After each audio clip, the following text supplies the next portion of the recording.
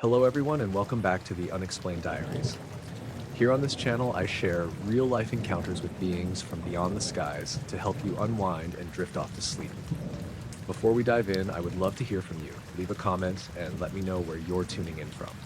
Now, find a comfortable spot, relax, and let's begin.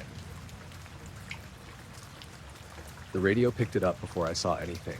I was about halfway through the canyon, heading north, just trying to get home before it got too late.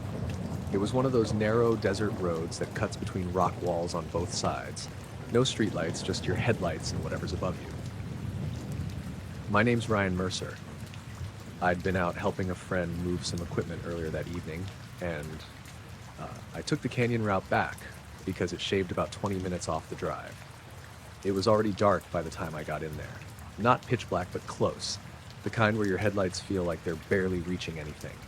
The radio had been playing fine up until then. Just some local station, low volume. Then it cut out. No fade, no static at first. Just silence. I glanced down at the display, thinking maybe I'd hit something by accident. Before I could touch it, a tone came through. Not loud, just there, a single note. Steady. It wasn't like normal interference. No crackling, no distortion. Just a clean, flat tone that sat right in the background. I turned the volume knob down. The tone stayed exactly the same. Didn't get quieter, didn't change. I turned it all the way down. Still there. That's when I noticed it wasn't coming from the speakers, it was just in the car. I looked around for a second, like I'd be able to pinpoint where it was coming from. I couldn't. It felt like it was coming from everywhere at once. Low enough that I could almost ignore it, but constant enough that I couldn't. I tapped the radio off completely. The display went dark. The tone didn't stop. I kept driving. The road curved slightly to the right, and the canyon walls closed in tighter for a stretch. That's when the tone changed. Not in pitch, in rhythm. It started pulsing. Same note, but now it faded in and out in a slow pattern. On, off, off. Each pulse lasting maybe a second. I felt this weird pressure in my chest when it pulsed. Not pain. Just a subtle shift, like the air inside the car changed for a split second each time. I checked the dashboard. Everything looked normal. Speed steady, engine fine, no warning lights. I told myself it was probably some kind of signal interference bouncing around the canyon. It made sense in a technical way, but it didn't feel like that. I rounded another bend, and that's when I saw it. At first, it looked like a reflection, a bright spot on the rock wall to my right, but it wasn't coming from my headlights. It was too high up. Too steady. I slowed down slightly, trying to get a better look. The tone in the car kept pulsing. On, off, on, off. The light moved. Not across the wall, out from it. It separated from the rock, like it had been sitting there the whole time and just pulled away. It hovered a few feet off the surface. Round, bright, but not blinding. More like a concentrated glow. No beam, no visible source, just a solid point of light. I felt my grip tighten on the steering wheel. The road was straight for a short stretch, and I kept moving forward. The light stayed in place for a second, then it started moving. Not toward me, alongside me. It drifted parallel to the road, matching my direction. I checked speed, about 45. The light kept pace. Exactly. I pressed the accelerator a little. 50, 55. The light sped up. No delay, no acceleration curve. Just matched me, perfectly. The tone in the car synced with something then. I don't know how to explain it. The pulsing felt timed with the movement, or maybe with me. I couldn't tell. I kept driving. The canyon walls blurred past on either side. The light stayed off to my right, maybe 20 or 30 feet away, hovering at about the same height as my car. It didn't bounce, didn't shake, just glided. I glanced over at it again. For a second, I thought I saw something inside it. Not a shape, more like a darker area shifting slightly within the glow. Then it was gone, back to uniform brightness. I looked ahead at the road, another bend coming up, tighter this time. I slowed down a bit. The light slowed with me, still matching, still silent. The tone in the car kept pulsing. On, off, on, off. I started to feel that same pressure in my chest again, stronger now. Not painful, just noticeable, like something was syncing with my breathing without my permission. I took the bend slowly. The light stayed with me, didn't drift away, didn't lag behind, just held its position relative to the car. I checked my mirrors. Nothing behind me, no other headlights, no signs of anyone else on the road. It was just me. and that thing. I reached over and tried the radio again. Turned it on. The display lit up. No station. Just blank. The tone didn't change. Still there. Still pulsing. I turned it off again. Didn't matter. The light moved slightly closer. Not much. Maybe a few feet. But enough that I noticed. I felt my stomach drop a little. I didn't speed up this time. Didn't slow down. Just held steady. The road straightened out again. The canyon walls pulled back slightly, giving a bit more open space on either side. The light drifted out a little farther from the car, still matching speed, still level. The tone in the car started to slow. The pulses stretched out. On. Longer pause. Off. Longer pause. On. I don't know how long it stayed like that. Could have been a minute. Could have been longer. Time felt off, like it wasn't moving the way it should. Then, without any buildup, the light moved upward. Not fast, just a smooth, vertical rise. It kept pace with the car for a second as it lifted, then it stopped matching me. I watched it through the side window as it climbed. The tone in the car stretched out one last time, a long, steady note. Then it cut off completely. The silence hit hard, like pressure releasing. The light kept rising, higher and higher until it reached the top edge of the canyon wall. For a second, it just hung there. Then it drifted sideways over the ridge, gone from view. I kept driving. Didn't stop, didn't turn around. Just stayed on the road until I was out of the canyon. The radio came back on by itself about 5 minutes later. Music picked up right where it had left off earlier. No static, no tone, nothing unusual. I checked the time on the dashboard. It was earlier than I expected, by about 10 minutes. I didn't try to figure that out. I just kept driving, but ever since then, whenever I go through that canyon, I keep the radio off and I watch the rock walls a little closer, waiting to see if that light ever pulls away from them again and falls into place beside me, like it knows exactly how fast I'm going. I noticed it about 10 minutes after we left the yard. At first, I thought it was just a reflection off the windshield or something catching on the glass, but it didn't behave like that. It held steady in one spot, no matter how the train moved. My name's Callum Briggs. I work as a rail technician, mostly night shifts, riding along on maintenance runs or freight routes to keep an eye on systems. That night, I was up in the cab with Darren, the driver. We were hauling a long freight line through a stretch of open countryside, nothing but flat fields and scattered trees for miles. It was just past 1 a.m., clear sky, no clouds, good visibility. I was leaning forward, checking a readout on the panel, when I caught the light out of the corner of my eye, above us. Not directly overhead, but slightly forward and to the right. I straightened up and looked through the windshield. There it was. A single bright point. White, steady, not blinking like an aircraft, not moving across the sky like a satellite either, just sitting there. But we were moving, about 50 miles an hour, and the light stayed in the exact same relative position. I frowned, trying to figure out what I was looking at. Darren, you see that? I asked. He glanced up briefly, then back to the track. Star? He said. No, I said. It's not moving. He looked again, longer this time. The light held its position. Same angle, same distance, at least as far as I could tell. Darren squinted a bit, then shrugged. Probably something lined up weird, he said. Happens sometimes. But it didn't feel like that. I've seen stars line up with movement before, where they seem to hang in place for a bit as you drive. But this was different. It wasn't drifting at all, not even slightly. I leaned closer to the glass, trying to get a clearer view. The light was sharper than a star, more defined and brighter.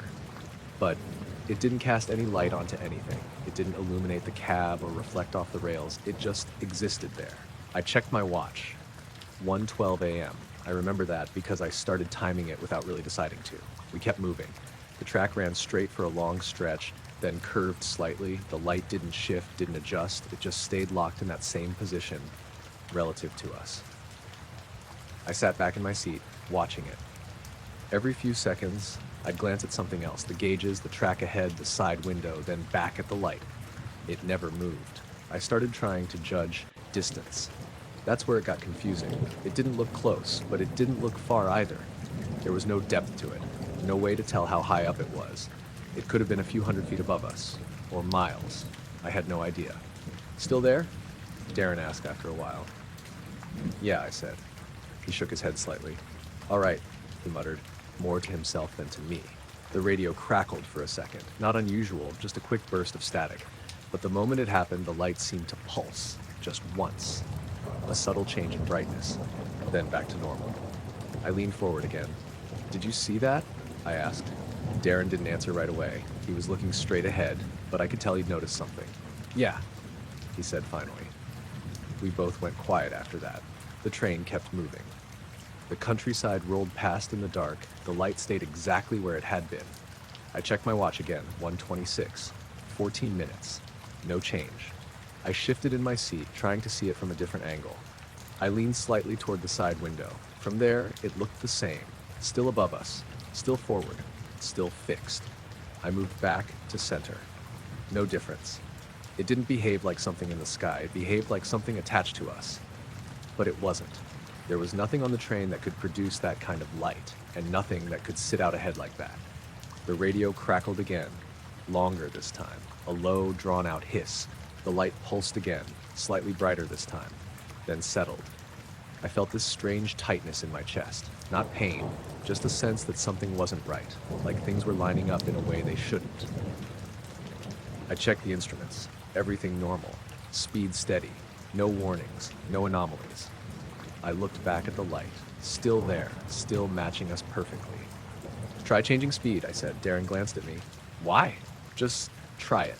He hesitated for a second, then eased the throttle. The train slowed slightly. Not much, just a small drop. The light adjusted instantly. Still in the same position. No lag, no acceleration. Just matched. Darren let out a quiet breath. "All right," he said. "That's not normal." We sped back up. The light stayed with us. I checked my watch again. 1:41. Almost half an hour. Still there. I started to notice something else then. The stars around it looked faint. Not gone. Just dimmer, like the light was affecting them somehow, even though it wasn't bright enough to wash them out. I blinked a few times, trying to focus. For a second, I thought I saw a shape around the light. Not a clear outline. Just a subtle difference in the sky. Like something was there, and the light was part of it. Then it was gone. Or maybe I just couldn't see it clearly anymore. The train moved into another long, straight section of track. Fields on both sides, no trees. Wide open. The light didn't change, didn't drift, didn't flicker, just stayed locked in place. I stopped checking my watch after a while. Time felt stretched, like it wasn't moving the way it should. We didn't talk much, just occasional glances at each other, then back at the light. After what felt like forever, but was probably close to an hour, I looked up again, and it was gone. No fading, no movement away, just not there anymore. The sky was normal, stars in their usual places, nothing out of the ordinary. I leaned forward, scanning the sky. Nothing. I looked to the sides, behind us, everywhere I could see. Nothing. "Where'd it go?" Darren said quietly. I didn't answer. I checked my watch. 2:08 a.m. 2:08 a.m. I tried to work it out in my head, from when I first saw it to now, just under an hour. I sat back in my seat, staring at the empty sky ahead. The radio crackled once more. Short, sharp, then silence. Everything else felt normal again. The train, the track, the night. But for that whole stretch, it had been there, holding that exact position like it was locked onto us, or we were locked onto it.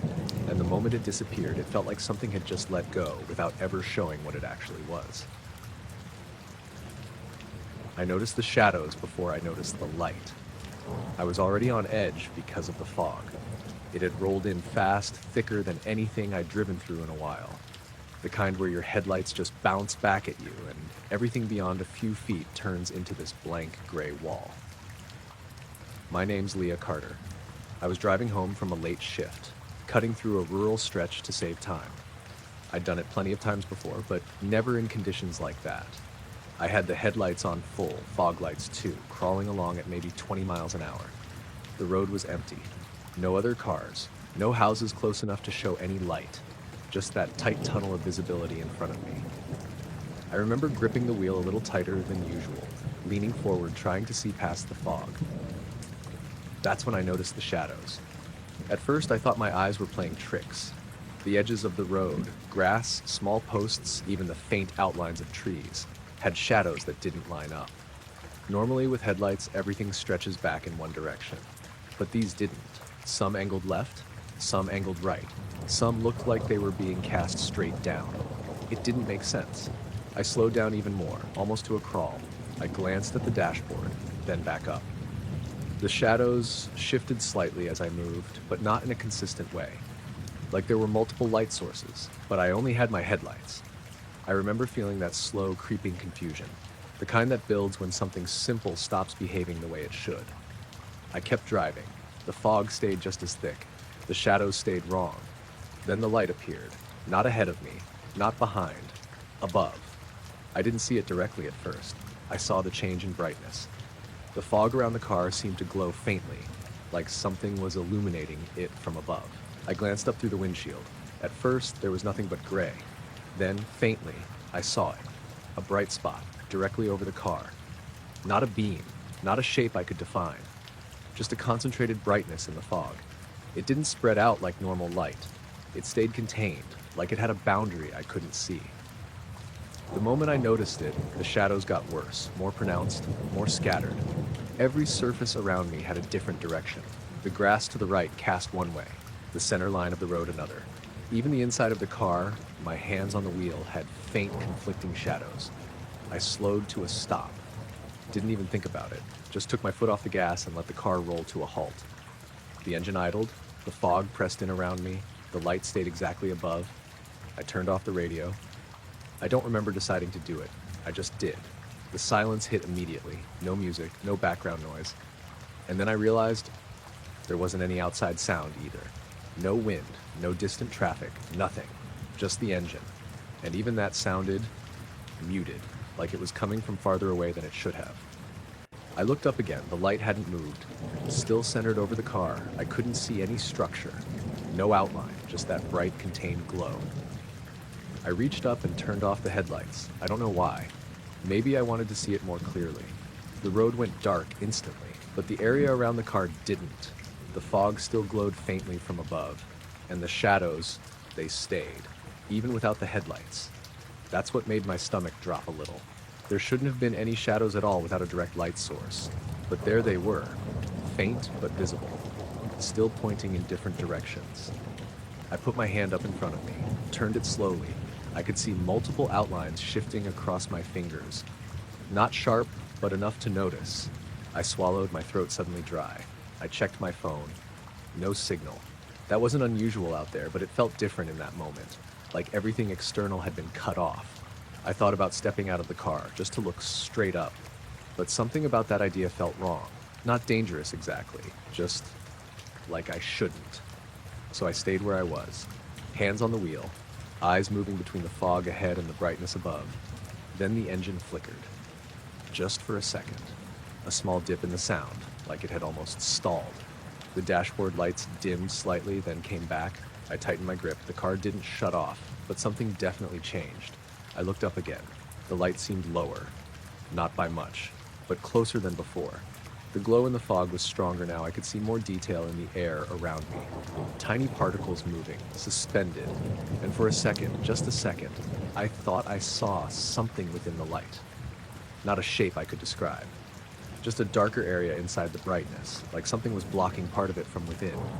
I blinked. It was gone. Back to just the glow. The shadows shifted again. More erratic now. I felt that same pressure in my ears, like when you change altitude too quickly. I swallowed again, trying to clear it. Didn't help. The silence pressed in harder. Even the engine sound seemed thinner, like it was being pulled away. Then, without any transition, the light disappeared. Not faded, not moved, just gone. The fog dropped back to normal darkness. The shadows vanished completely. The engine sound snapped back to full. The usual background noise returned. I sat there for a few seconds, not moving. Then I turned the headlights back on. The beam cut through the fog again. Normal shadows, normal visibility, everything exactly as it should have been. I eased my foot back onto the gas and started driving again. Slow at first, then a little faster once I got my bearings. I checked the mirrors. Nothing behind me, nothing above that I could see through the fog. The rest of the drive was uneventful. No more lights, no more strange shadows. But every time I passed something on the side of the road, a post, a tree, a sign, I found myself watching the shadow it cast, just to make sure it pointed in the right direction, and that there was only one of them, like there was supposed to be. I noticed it in the water before I noticed anything else. I'd been standing there a while, maybe 40 minutes, just casting and letting the line sit. It was late, close to midnight, and the lake was completely still. No wind, no boats, nothing moving out there. My name's Connor Hale. I'd driven out to this spot a few miles past the main access road, where the shoreline curves in and the trees block most of the highway noise. It's the kind of place where you can actually hear yourself think. The water was calm enough that it looked almost like glass. That's why the reflection stood out. At first I thought it was just a star. There were plenty of them overhead, and they all reflected faintly on the surface. But this one was brighter, sharper. I saw it just off to the right of where my line was sitting. A single point of light in the water, clear enough that it looked like it was sitting just beneath the surface. I shifted my stance slightly, trying to get a better look. The reflection didn't ripple or distort like the others. It stayed solid, perfectly still. I frowned and looked up. The sky above that spot was empty. No bright star, no plane, nothing at all. I blinked a couple of times, thinking maybe I'd lost it or just misjudged the angle. Then I looked back down. Still there, same spot in the water. Same brightness. That's when I felt that first bit of unease. It didn't make sense. If something's reflecting, it has to come from somewhere. I stepped closer to the edge, careful not to slip on the rocks. The water barely moved under me. The reflection stayed locked in place. I leaned forward slightly, peering into it. It didn't look like it was on the surface. It looked deeper, like it was coming from somewhere below. But the water there wasn't that deep, maybe 6, 7 feet at most. I shifted again, trying to change the angle. The reflection didn't move, it didn't stretch or bend, it just stayed there. I looked up again, scanning the sky more carefully this time. Nothing. Stars scattered across the sky, but none that matched what I was seeing below. No blinking lights, no aircraft, no clouds to reflect anything. Just empty space. I checked behind me, thinking maybe there was a light source from the shore. My truck was parked about 30 yards back, headlights off. No other cars, no buildings, nothing that could be casting light onto the water. I turned back. The reflection was still there, unchanged. I crouched down a bit, bringing my eyes closer to the level of the surface. The light seemed slightly larger from that angle. Not by much, just enough to notice. I reached out slowly, dipping my fingers into the water a few feet away from it. The ripples spread outward. They hit the reflection and passed through it. No distortion, no break in the light. It stayed intact. That made my stomach tighten a little. I pulled my hand back out, water dripping off my fingers. The surface settled again. The reflection stayed exactly the same. I straightened up, looking around again. Still no sound, no wind, no movement, just me and that point of light in the water. I checked the time on my phone. 12:07 a.m. I don't know why, but I felt like I should remember that. I slipped the phone back into my pocket and looked down again. The light hadn't changed. It didn't flicker, didn't dim, didn't brighten, just steady. I picked up my rod, reeled in the line a bit so the hook wasn't sitting near it anymore. For some reason, I didn't like the idea of anything being in the water close to it. I took a step back from the edge, then another. The reflection didn't follow me. It stayed where it was.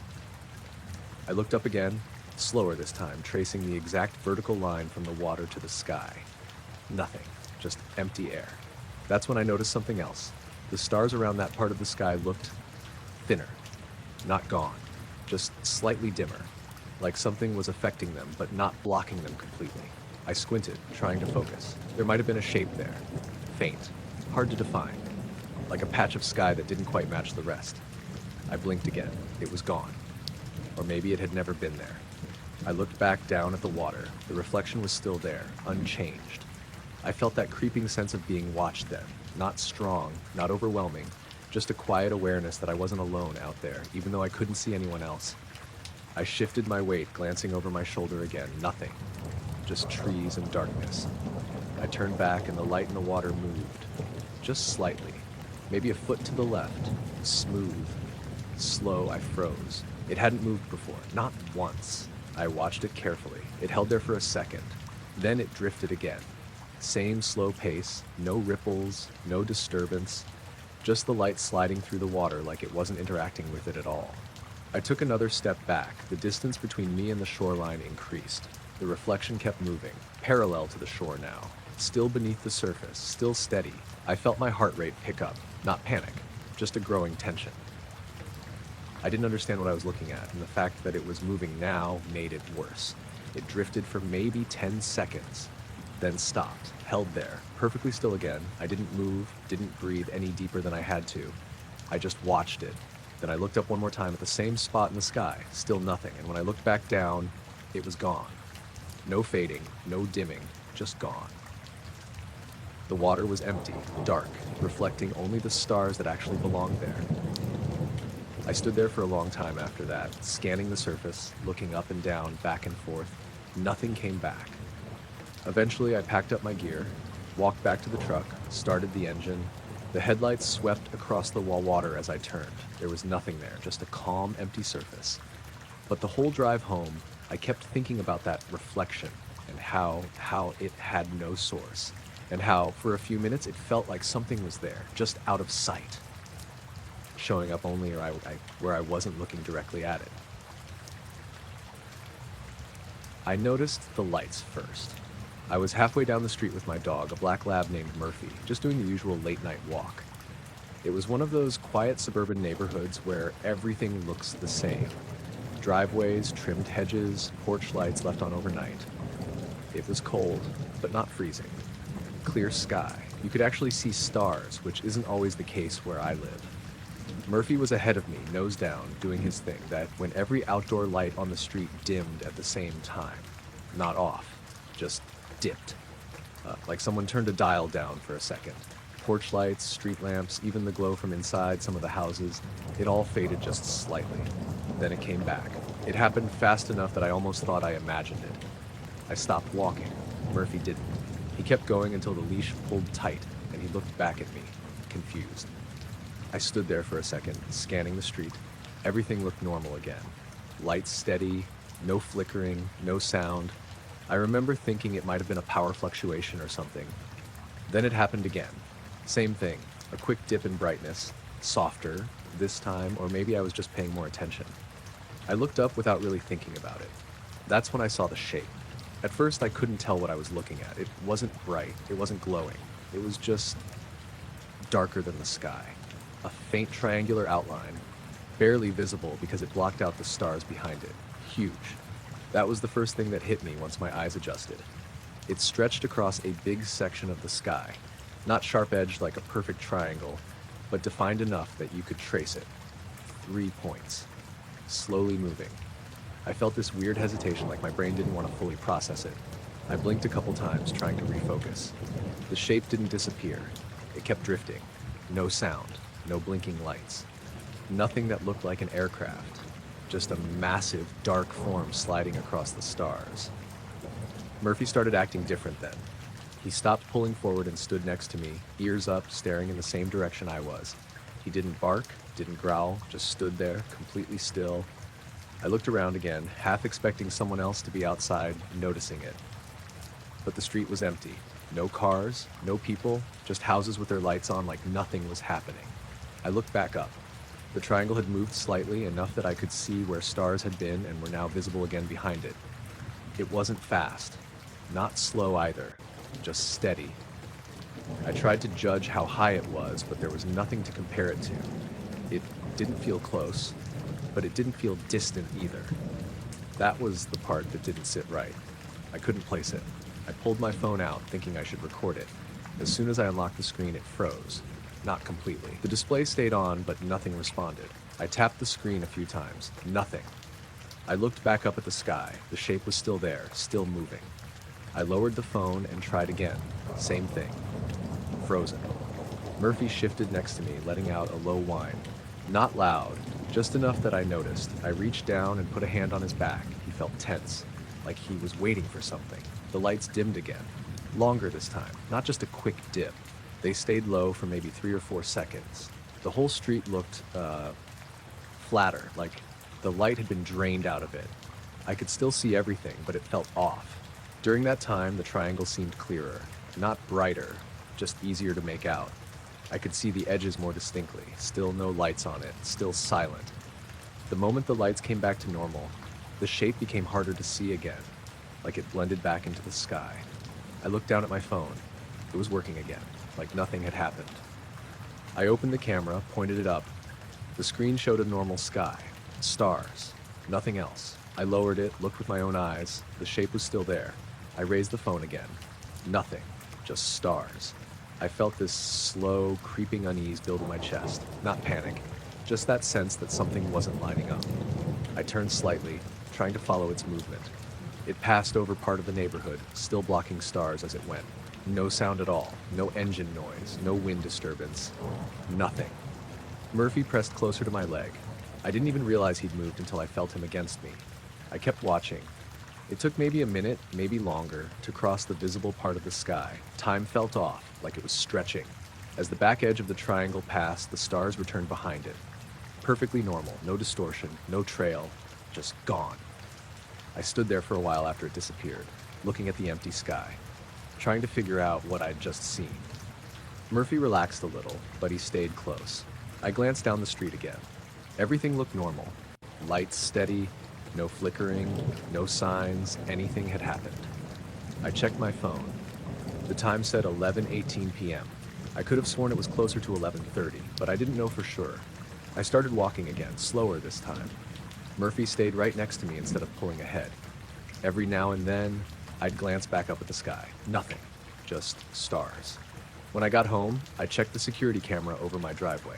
The footage showed me walking past with Murphy. Same time, same direction. But there was no dimming in the lights, no change in brightness. Everything stayed consistent. And when I paused the frame where I remembered looking up, the sky above me was completely clear. No outline, no shape, just empty sky. But I knew exactly where it had been. Right above the street, moving slow enough that I could follow it. Big enough that it didn't make sense. And quiet enough that the only thing I could hear was Murphy breathing next to me and the sound of my own footsteps while something passed overhead that didn't show up anywhere except when I looked at it directly. I noticed it around mile marker 42, and it never got any closer after that. My name's Eli Garner. I'd been driving most of the night, hauling a refrigerated load up through a stretch of highway that cuts between farmland and long, flat fields. It was one of those routes where you can go 20, 30 miles without seeing much besides the road and whatever your headlights pick up. It was just after 1 a.m., cold, clear, no fog, no rain, sky full of stars. I had the radio on low, just enough to keep me awake, and I was watching the markers tick by like I always do. 41. Then 42. That's when I saw the light. Off to the right, out past the shoulder, maybe a few hundred yards into one of the fields. Bright, not blinding, but noticeable. White, steady, not flashing. At first I figured it was a farm light, maybe someone working late or a piece of equipment parked out there. Didn't think much of it. But as I kept driving, something about it stuck. It didn't shift the way it should have. Normally, if you're passing something off to the side, it changes angle, moves across your field of view, gets bigger, then smaller. This didn't. It stayed in the same spot relative to me. I passed mile marker 43. The light looked exactly the same size, same brightness, same position. I frowned a little, leaned forward in my seat, checked the mirrors out of habit. Nothing behind me, no cars, no other trucks. Just empty highway. I looked back at the light. Still there. Still not moving. I kept driving. 45. Each marker passed, and every time I checked, it looked like I hadn't gotten any closer to it at all. That's when it started to feel off. I've driven long enough to know how distance works on open roads. Even if something's far out, you see some kind of change. Perspective shifts, angles adjust. This didn't. It was like it was locked in place. I turned down the radio a bit, just so I could focus. The engine hum filled the cab, steady and familiar. Everything else felt normal, except that light. I checked the speedometer. 55, right where I'd been holding it. I wasn't slowing down, wasn't drifting. Everything about the drive was consistent, except that. Mile marker 46 came up. I watched it pass under the headlights, looked back out to the field. Same light, same distance. I remember thinking maybe it was farther away than I thought. Maybe it was something near the horizon and I was just misjudging it. But it didn't look distant, it looked placed, like it belonged to the field itself. I adjusted my grip on the wheel. My hands felt a little tense without me realizing it. I shifted slightly in my seat. The light didn't react, didn't flicker, didn't move, just hung there. I glanced at the dashboard clock, 1:12, then back to the road, mile marker 47. Still there. At that point, I started doing the math in my head. If I'd passed 5 miles and it hadn't changed, something wasn't lining up. Either I wasn't actually moving the way I thought I was, or it wasn't where I thought it was. I checked the GPS. Signal was fine, route steady, speed consistent, everything normal. I looked back out again. The light seemed slightly higher now, not by much, but enough that I noticed, or maybe the road had dipped. Hard to tell. I kept driving. 48, 49. Still no change in size, no change in brightness, just that same fixed point in the field. I noticed then that the ground around it wasn't lit up, not the way it should have been. If something that bright was sitting in a field, you'd expect to see the grass illuminated, maybe a glow spreading outward. There was nothing. The field stayed dark. The light just existed, separate from everything else. I swallowed, my mouth dry. The highway felt quieter than usual. No passing cars, no distant headlights, just me and that light. Mile marker 50. I remember that one clearly. Big reflective sign on the side. Caught it in the headlights, watched it pass. Looked back out. Same light, same distance. At that point, I eased off the gas a little. Not enough to slow down drastically, just enough to test something. The engine tone dropped slightly. The truck coasted. The light didn't change, didn't drift closer, didn't fall behind. It stayed exactly where it had been. I pressed the gas again, bringing it back up to speed. Still nothing. No change. I felt that creeping unease settle in, the kind that builds slowly when something simple stops making sense. I checked the mirrors again. Still nothing behind me. I looked back out, and for a second, just a second, I thought I saw something between me and the light. Not a solid object, more like a distortion, like heat rising off asphalt. Except the air was cold. The shape moved slightly. Or maybe I did. Then it was gone. I blinked, trying to refocus. The light was still there, unchanged. I tightened my grip on the wheel. My heart rate had picked up a bit. I could feel it in my chest. Steady, but faster. Mile marker 51. Still there. I remember thinking I should pull over, just stop and look at it from a standstill.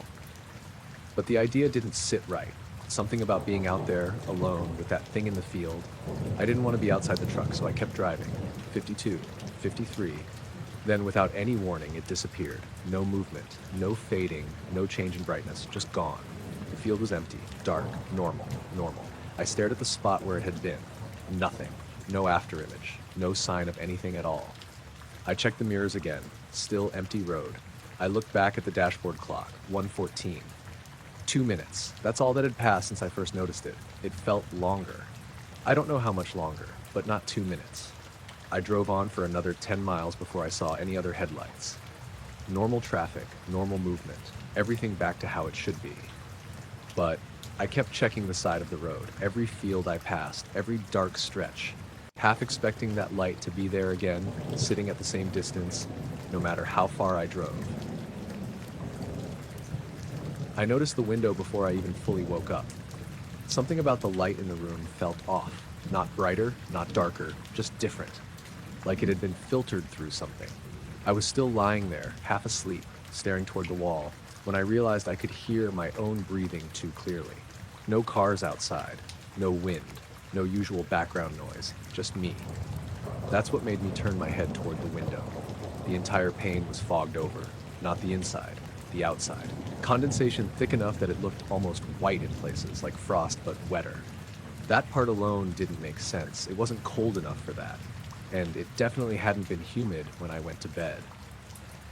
I pushed myself up on one elbow, trying to get a better look. That's when I saw the clear patch, right in the center of the window, perfectly oval. Not wiped away like someone dragged a hand across it. Not streaked, just clear. Like the condensation had never formed there at all. I sat up fully then. My name's Darren Pike. I live in a small house on the edge of a wooded area. Nothing isolated, but not packed in either. My bedroom window faces the backyard, which backs up to a line of trees.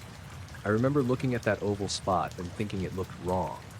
Not just because it was clear, because of the shape. It wasn't random. It was centered at about head height, if someone had been standing outside.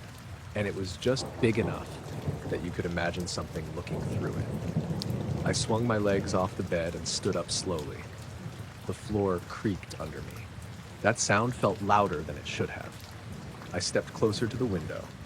The rest of the glass was still covered in that thin layer of moisture, tiny droplets clinging evenly across the surface, except for that one spot. I leaned in close enough that I could see into the yard. It was still dark out. Early morning, just before sunrise. The trees were barely visible shapes against the sky. Nothing moving. No one out there. But I couldn't shake the feeling that I'd interrupted something. Like I hadn't just woken up on my own. Like something had already been there. I reached out and touched the glass near the edge of the clear patch. Cold. Colder than it should have been. The kind of cold that sinks into your fingertip. I moved my hand toward the center of the clear area. The temperature didn't change. Still cold, but there was no moisture, no film, nothing. Just dry glass. I pressed my palm flat against it, half expecting something on the other side to respond. Nothing did. I stood there like that for a few seconds, just listening. Still no sound. No birds, no distant traffic, nothing. I pulled my hand back and wiped a small section of the fogged glass with my sleeve. It smeared immediately, left streaks. Nothing like the clean, untouched patch in the center. I stepped back a bit, trying to see the whole thing at once. The oval looked even more defined from a distance, almost like it had a boundary. Not a hard line, but enough that your eye could follow it. I glanced down at the ground outside. The grass near the window looked darker than the rest of the yard, like it was damp. But everything else was dry. I leaned closer again, squinting. For a second, I thought I saw something in the reflection.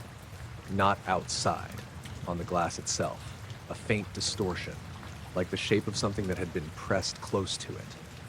I blinked. It was gone, just the clear patch and the fog around it. I turned and grabbed my phone off the nightstand. The screen lit up. 4:12 a.m., earlier than I usually wake up. I went back to the window and took a picture. The camera picked it up. The oval was visible in the photo, clear as it was in real life. I zoomed in on the image. The edges looked too smooth, too even. Like it wasn't just a gap in condensation, like something had defined that space. I lowered the phone and looked outside again. The sky was starting to lighten slightly, just enough that I could make out more detail in the yard. Still nothing there. No movement, no sign that anything had been near the window, but the grass right below it still looked darker. I unlocked the back door and stepped outside. The air hit me immediately. Cold, colder than inside. I walked over to the spot beneath the window. The grass was damp, not soaked, just enough that it clung slightly to my shoes. I crouched down and touched it. Cool. Normal. I looked for footprints. There weren't any. Not that I could see. Just flattened blades of grass in a rough oval shape directly below the window, like something had been standing there, or hovering just above it. I straightened up slowly and looked back at the glass from outside. The oval was still there, clear against the fogged surface. From this angle, it lined up exactly with where my head would be if I were standing there. Looking in, I felt that slow, creeping unease settle in again. Not panic, just the realization that something about this didn't line up with anything normal. I stepped back, giving myself some distance. The rest of the house looked quiet. No lights on, no movement. I went back inside and closed the door. Locked it. When I returned to the bedroom, the window looked exactly the same. Condensation everywhere except that one spot.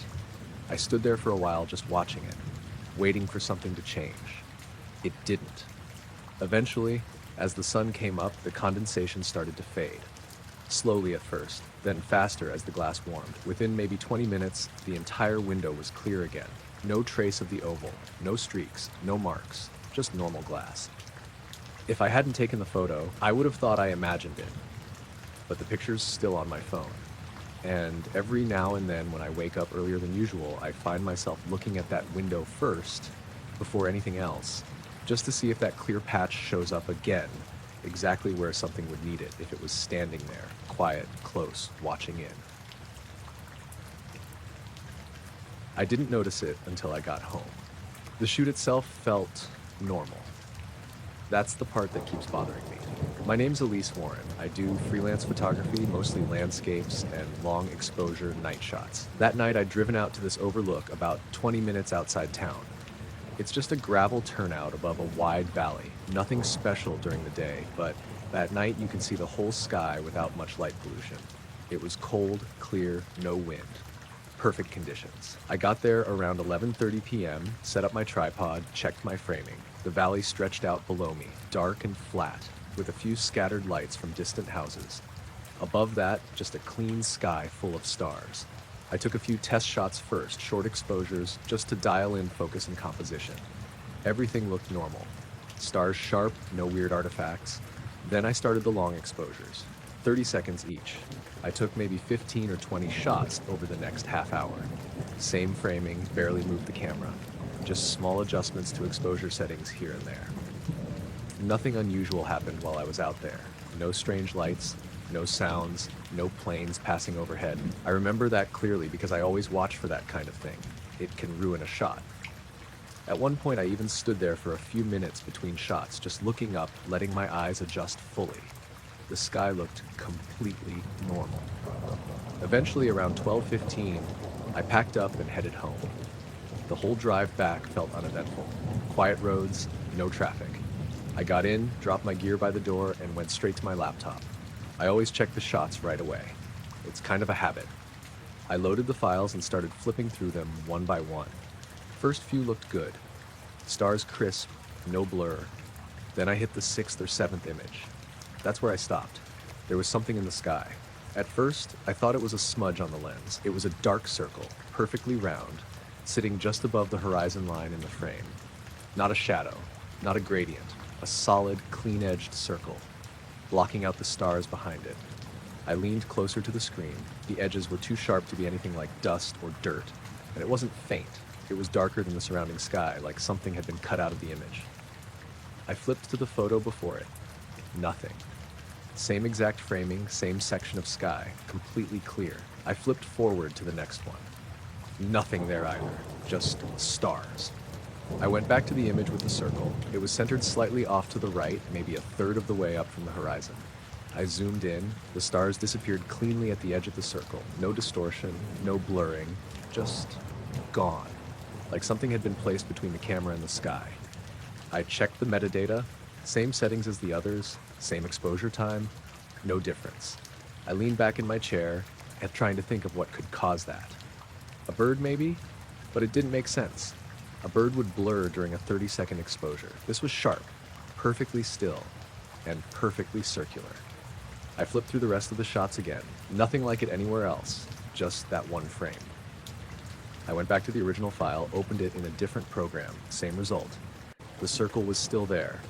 I checked for any editing artifacts, nothing. This was straight from the camera. That's when I started thinking back to the actual shoot, trying to remember if I had seen anything. Anything at all. I couldn't. No lights, no movement, nothing crossing the sky. I remember the silence more than anything. It was one of those nights where everything feels still, even the air. I got up and walked over to my gear, still sitting by the door.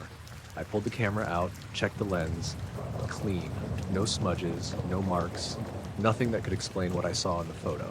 I went back to the computer and stared at the image again. The longer I looked at it, the more off it felt. It wasn't just that the circle was there, it was how exact it was.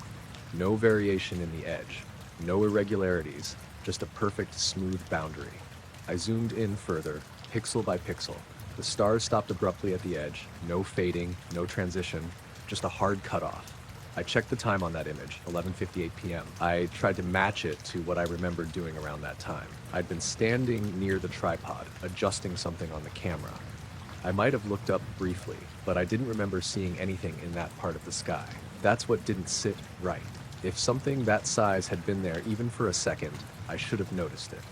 I flipped back and forth between the images again. Before, nothing. After, nothing. Just that one frame. I sat there for a long time. I sat just staring at it. Eventually, I noticed something else. It was subtle. At the very edge of the circle, there was a faint difference in brightness. Not inside the circle. Inside was just black, but right along the border, like the air around it had been slightly distorted. I zoomed out again.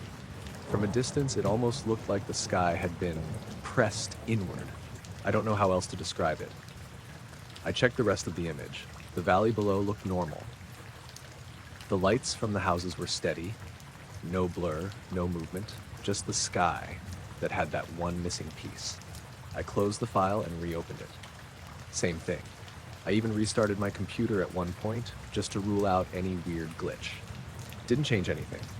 The circle was still there, right where it had been. I haven't been back to that overlook since. I still go out shooting at night, just not there. Every time I review my photos now, I check the sky first. I haven't seen anything like it again. But sometimes, when I'm out there setting up, I catch myself looking at the same spot in the sky, the way it looked in that image, and wondering if there was something there the whole time, just sitting still, only showing up in that one frame and nowhere else. The power went out all at once. No flicker, no warning. 1 second, the whole office park was lit. Parking lot lamps, lobby lights, everything. And the next, it was completely dark. I was sitting in the security booth at the front gate when it happened. My name's Adrian Cole. I work nights at a small business complex just outside town. Nothing high security, just a cluster of low-rise office buildings, a couple warehouses, and a parking structure. When the lights went out, the monitors in front of me blinked off too. The backup system should have kicked in right away. It didn't. I sat there for a second, staring at my own reflection in the dead screens. Then I reached for the radio. "Control to maintenance," I said, even though I knew nobody was there at that hour. No response. The booth felt darker than it should have been. Not just because the lights were out. More like the usual background glow from the buildings was gone. I pushed my chair back and stepped outside. The night air hit me right away. Cool still, no wind. The entire complex was black. No emergency lights, no exit signs glowing, nothing. That's when I noticed how quiet it was. No hum from the HVAC units, no distant buzz from transformers. Even the faint background noise from the highway seemed muted. I stood there, letting my eyes adjust. That's when I saw it, out over the center of the office park, above the main parking lot. A light. Round. Not huge, but big enough that it didn't look like a star or anything distant. It was maybe 2 or 3 stories up, just hovering. White, but not harsh, more like a soft, even glow. It didn't cast light onto the ground. The pavement below it stayed dark, but the air around it looked different, like it was slightly brighter in that one spot. I took a few steps forward without thinking. The gravel under my shoes sounded louder than it should have, or maybe everything else was just too quiet. I stopped near the edge of the lot. The sphere didn't move, didn't flicker, didn't change brightness. It just hung there, perfectly still.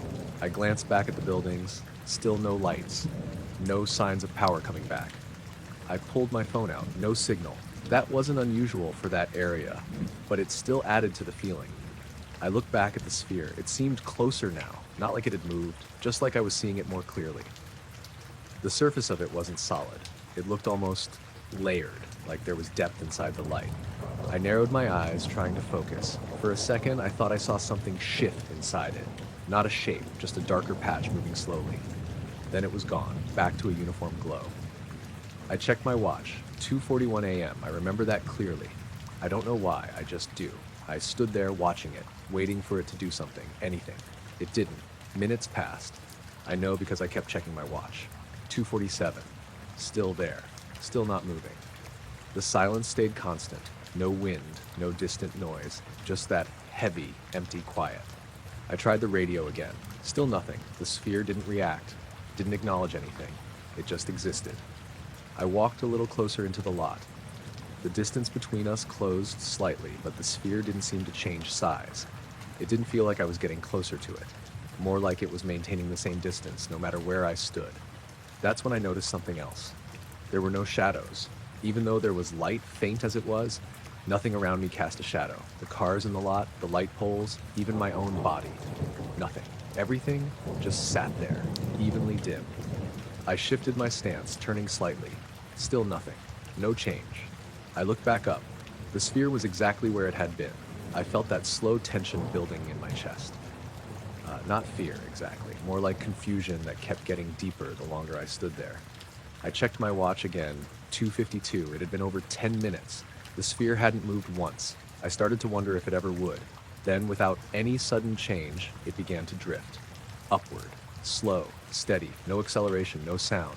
Just a gradual rise. I watched it carefully. It didn't tilt or shift, didn't rotate, just moved straight up, the same speed the whole time. As it rose, it didn't get smaller the way something distant would. It just stayed the same until it reached a certain point. Then it started to fade.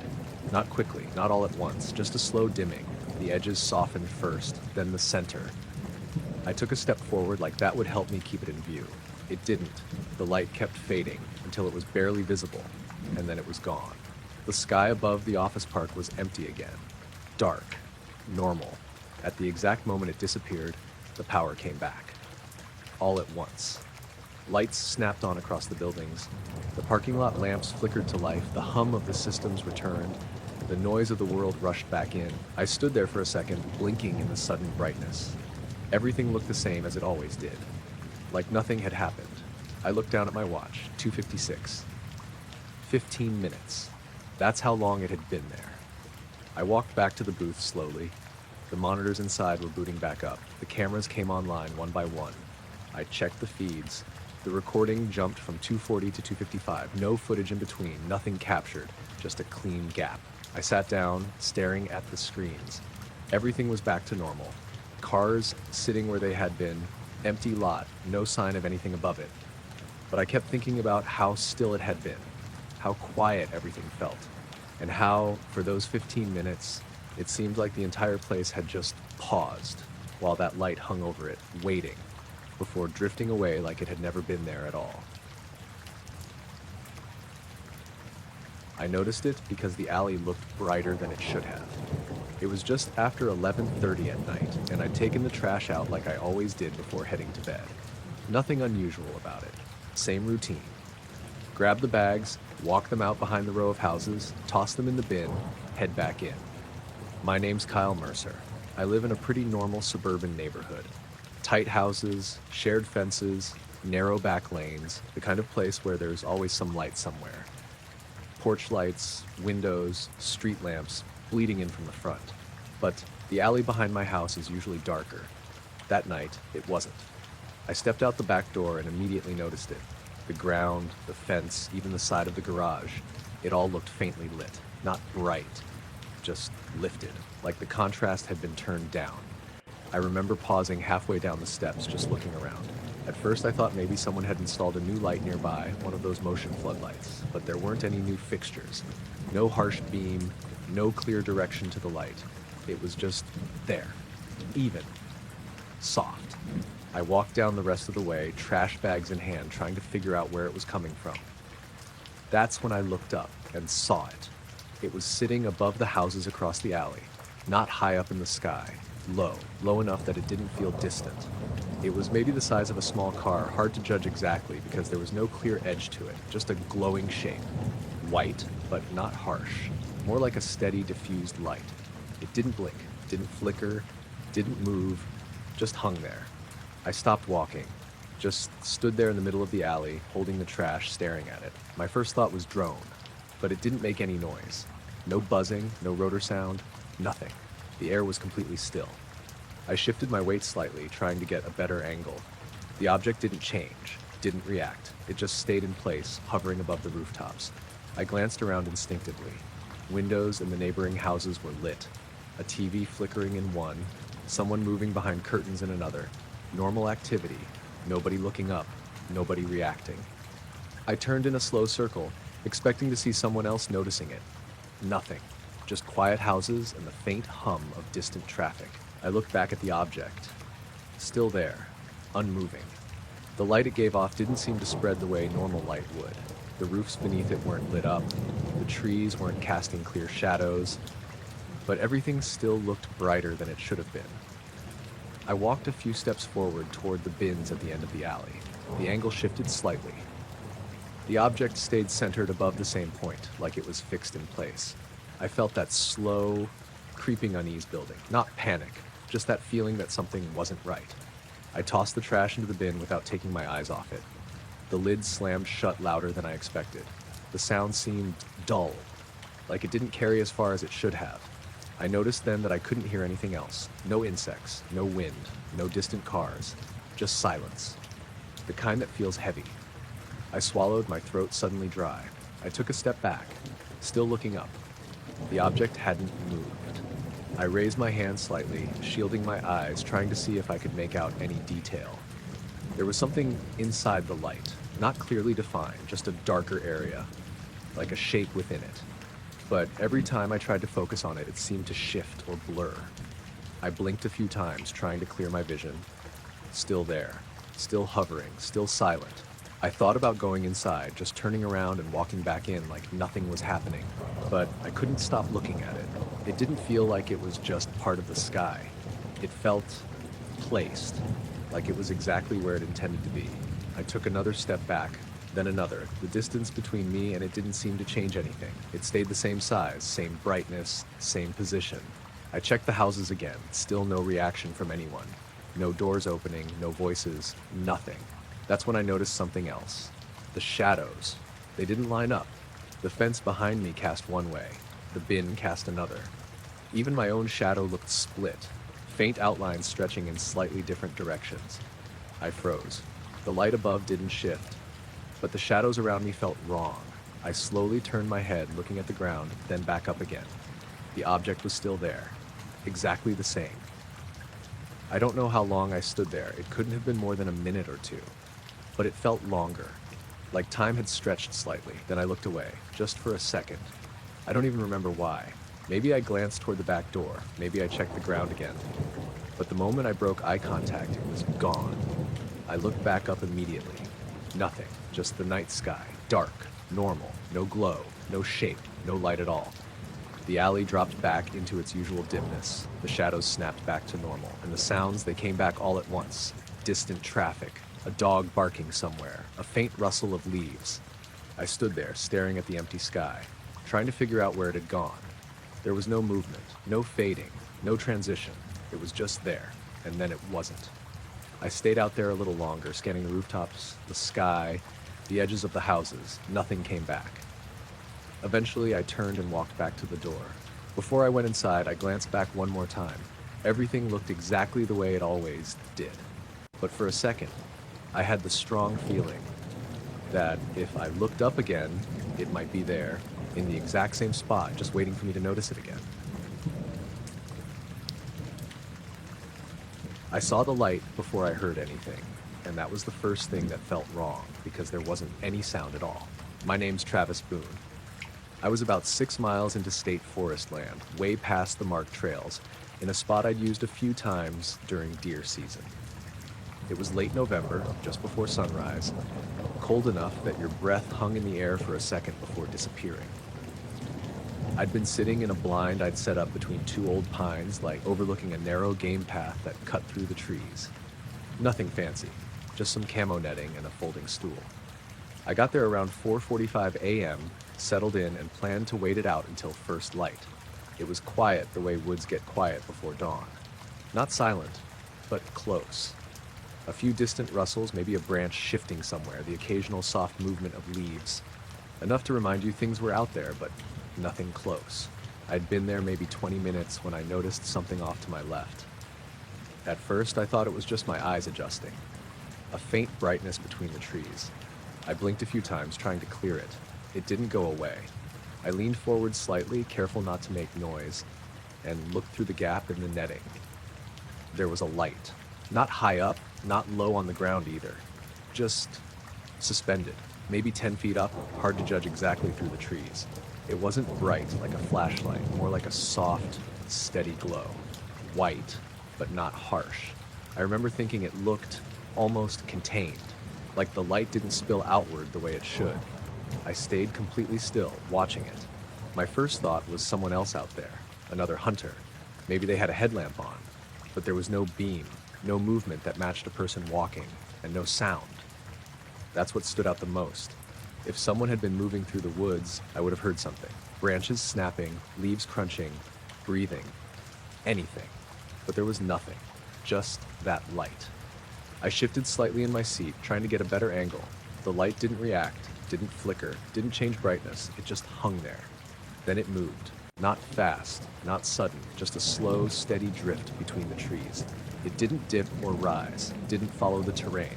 It stayed at the same height, sliding sideways like it was on a track. I felt that slow tension build in my chest. I watched it pass behind one tree, then another. Each time I expected to see shadows shift around it, but they didn't. That's when it really started to bother me. The trees around it didn't change, no shadows stretching or shifting, no light hitting the trunks or the ground. It was like the glow existed on its own, separate from everything else. I raised my rifle slightly, not aiming, just holding it closer. Not because I thought I'd need it, more out of habit. The light kept moving, slow, steady, no sound.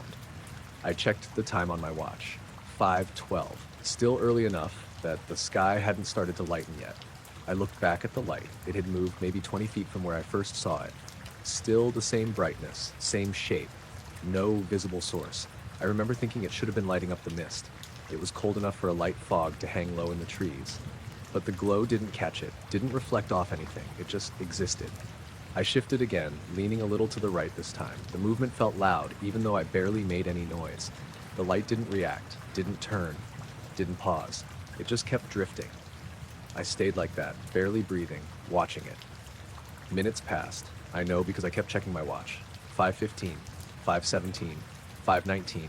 It moved the whole time, never speeding up, never slowing down, just that same steady pace through the trees.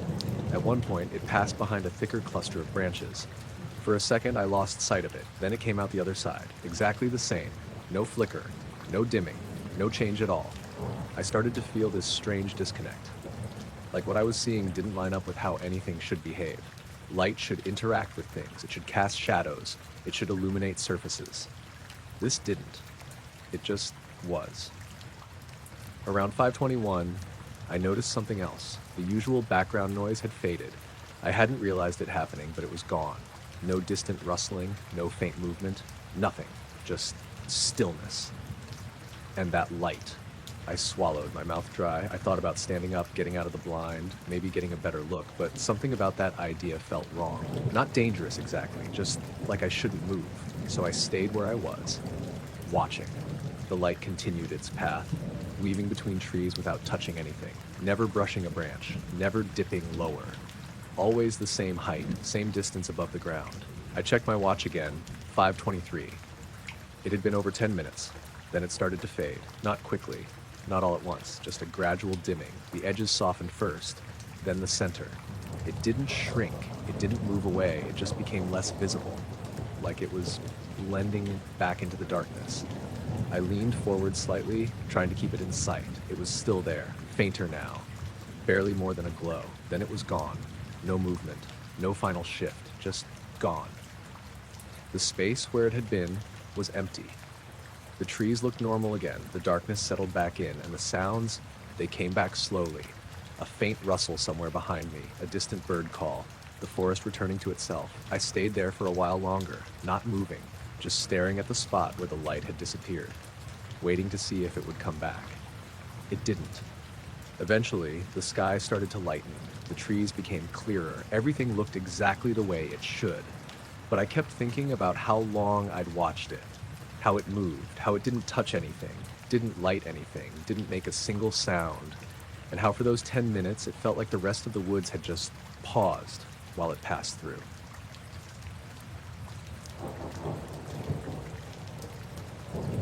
I noticed the gap before anyone said anything about lights.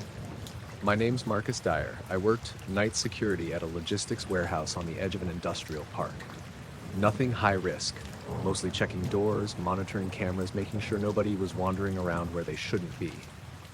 It was a pretty routine shift that night. Quiet, like most of them. I was in the control room around 2 a.m., just going through the usual camera feeds. We had about 20 cameras covering the building, parking lot, loading bays, and the roof. Everything looked normal. A couple of parked trucks, empty lot, no movement. I'd been flipping through feeds when one of the exterior cameras froze for a second. Not unusual. The system lagged sometimes, but when it came back, the timestamp had jumped. 2:13 to 2:23. 10 minutes gone. I leaned forward thinking it was just a display glitch. Switched to another camera. Same thing. The timestamp jumped. I went back through the recordings manually, scrubbing the timeline. There was no footage between 2:13 and 2:23. Not corrupted, not scrambled, just missing. A clean cut. like those 10 minutes had never been recorded. I sat back, staring at the screen. That didn't happen. Even when the system glitched, it still recorded something. Static, dropped frames, whatever. It didn't just skip time. I checked the system logs. No errors. No restarts. Nothing flagged during that period. I remember feeling that first bit of unease then. Not fear. Just something off. I pulled up another camera. Same gap. All of them had it. Every single feed jumped the exact same 10 minutes. I stood up, walked over to the window that overlooked the lot, looked outside. Nothing unusual. The night looked the same as it always did. I went back to the desk, still trying to make sense of it. That's when the radio cracked. It was one of the truck drivers parked out back. "Hey," he said, voice a little uncertain. "You guys messing with lights out here?" I picked up the receiver. "What do you mean?" There was a pause. Then he said, "Something was over the building. Bright, like real bright." I frowned, glanced at the monitors again. "When? Just now?" Or he hesitated. "I don't know. I looked up, saw it, then it was gone." I looked at the timestamp on the screen, 2:26. "You see it now?" I asked. "No," he said. "It's gone." Another voice came through then. "Someone else outside. I saw it too, over the roof." I switched to the exterior cameras again. Nothing, just the empty lot. I rewound as far back as the system would let me. Straight to 213, the footage before the gap, everything normal. No lights, no movement. Then it jumped to 223, also normal. No lights, no movement, nothing in between. I picked up the radio again. "Where exactly did you see it?" "Right above the main building," the first driver said. "Just sitting there." "How long?" Another pause. "I don't know. Felt like a minute, maybe longer." I looked at the gap again. 10 minutes. I checked the other feeds. Nothing. No reflection, no brightness spike. No sign of anything unusual. I leaned back in the chair, trying to piece it together. If something that bright had been over the building, the cameras should have picked it up, even indirectly, even just a change in lighting. But there was nothing, just that missing chunk of time. I went back through the footage again, slower this time, watching for anything leading up to it. Around 2:12, I noticed something small. The image quality shifted slightly, not enough to stand out at first, just a faint softening, like the focus had drifted a bit. Then right before 2:13, everything went completely still. Not frozen, just still. No flicker, no movement at all. Even the subtle noise in the image flattened out. Then the gap. I leaned closer to the screen, replayed it again, same thing, that brief moment of stillness, then nothing. I checked the audio feeds. We had a couple of external mics set up near the loading bays. Same gap, but right before it cut, there was a sound. Very low, barely audible, like a hum. I turned up the volume, played it again. It wasn't mechanical, not like a truck engine or HVAC unit. It was smoother, steady, and it didn't seem to come from any direction, just present, then silence, then the gap. I sat there listening to it a few more times, trying to isolate it, but it was too faint, too brief. I leaned back again, staring at the monitors. The building looked the same as always. No signs of anything happening. I keyed the radio again. "You guys still out there?" "Yeah." "You seeing anything now?" "No," one of them said, "but it was there, I'm telling you." Another voice chimed in. It didn't make a sound, just light. I looked at the screens again. No evidence, nothing recorded, just that empty stretch of time. I spent the next hour going over everything. System logs, backup drives, nothing. No trace of those 10 minutes, like they'd been removed cleanly. Around 3:30, I stepped outside, walked out into the lot, looked up at the sky. Clear, no clouds, stars visible, everything normal. I stood there for a while, trying to picture what they described. A bright light hovering over the building, bright enough to notice immediately, but not bright enough to leave any trace on the cameras. And somehow, exactly during that time, the entire system just stopped recording. Not failed, not glitched, just skipped ahead. I went back inside after a few minutes, sat down in front of the monitors again, watched the feeds cycle. Everything normal, but every time the timestamp ticked forward, I kept thinking about that missing gap. Those 10 minutes that no one could account for, except for the people outside, who all saw something above the building, while the cameras, the one thing that should have captured it, recorded nothing at all. I noticed it because it didn't move. I'd been up all night already, which wasn't unusual for me. I worked early mornings at a marina on the edge of a wide river inlet, so my schedule was always a bit off. That morning I got there early, around 4:30, because we had a couple of boats scheduled to head out right at sunrise. My name's Colin Reeves. It was one of those quiet, cold mornings where everything feels a little slowed down. The air had that damp chill to it, and there was a light layer of mist sitting low over the water, not thick enough to block anything, just enough to soften the edges of things. I was unlocking the storage shed when I first noticed it. At first, I thought it was just a star. There's usually one or two that stay visible longer than the others, especially near the horizon. But this one felt off. It was too bright, for one, and too low. I stood there with the key still in the lock, just looking at it. It was sitting just above the far tree line across the water, maybe a few degrees up from the horizon. Bright, steady, not flickering like a star normally does that low. I finished unlocking the shed, but I kept glancing back at it. It didn't move, not even a little. No drift, no shift, nothing. That's when I started paying closer attention. I stepped out onto the dock, hands in my pockets, just watching. The water was completely still. No wind, no boats moving. No sound except the occasional creak of the dock under my weight. The light stayed fixed in the same spot. I checked my phone for the time. 42. Still about 20 minutes until sunrise. I figured maybe it was a planet. I don't know much about astronomy, but I know sometimes they look brighter than stars. Still, something about it didn't sit right. It looked closer than it should have been. Not huge, not overwhelming, just present, like it belonged to the landscape instead of the sky. A few minutes passed. I went back to getting things ready, checking ropes, making sure the fuel pumps were set. But I kept looking up every few seconds. Every time it was still there, exactly where it had been. No change, no blinking, no color shift. Just that steady white light. Around 4:55, one of the guys I worked with, Darren, pulled into the lot. He stepped out of his truck, stretched, and started walking toward the dock. "You're early," he called out. "Couldn't sleep," I said. I nodded toward the horizon. "You see that?" He squinted, looking out over the water. "Yeah," he said after a second. "What is that?" "I thought maybe a planet or something," I said. He shook his head slightly. "Feels too low." That was exactly it. Too low. We both stood there for a bit, just watching it. It didn't react to anything. Didn't dim, didn't brighten, didn't move. The sky was starting to lighten slightly by then. Not sunrise yet, but that faint gray-blue creeping in. And as the sky changed, the light stayed exactly the same. Didn't fade with the rest of the stars. Didn't shift. Just held its position. Darren went to start prepping one of the boats, but I stayed where I was. Something about it had my full attention now. The mist over the water started thinning out as the light increased. I could see the tree line more clearly. The light was still just above it, not rising with the sky, not setting, just fixed. Then I noticed something else. There was no reflection. The water was calm enough that even distant lights usually show something, even if it's faint. But this one didn't. The surface stayed dark, like the light wasn't actually shining onto it. I stepped closer to the edge of the dock, leaning slightly to get a better angle. Still nothing. No reflection at all. That made me uneasy in a way I couldn't really explain. It should have reflected, even a little. I heard Darren behind me, moving equipment around. "You still looking at it?" he asked. "Yeah," I said. "It hasn't moved." He walked over again, wiping his hands on a rag. "Yeah, that's weird," he said quietly. We both stood there again. The sky kept getting brighter. Birds started making noise somewhere in the trees behind us. Everything felt like it was waking up, except that light. It stayed exactly the same.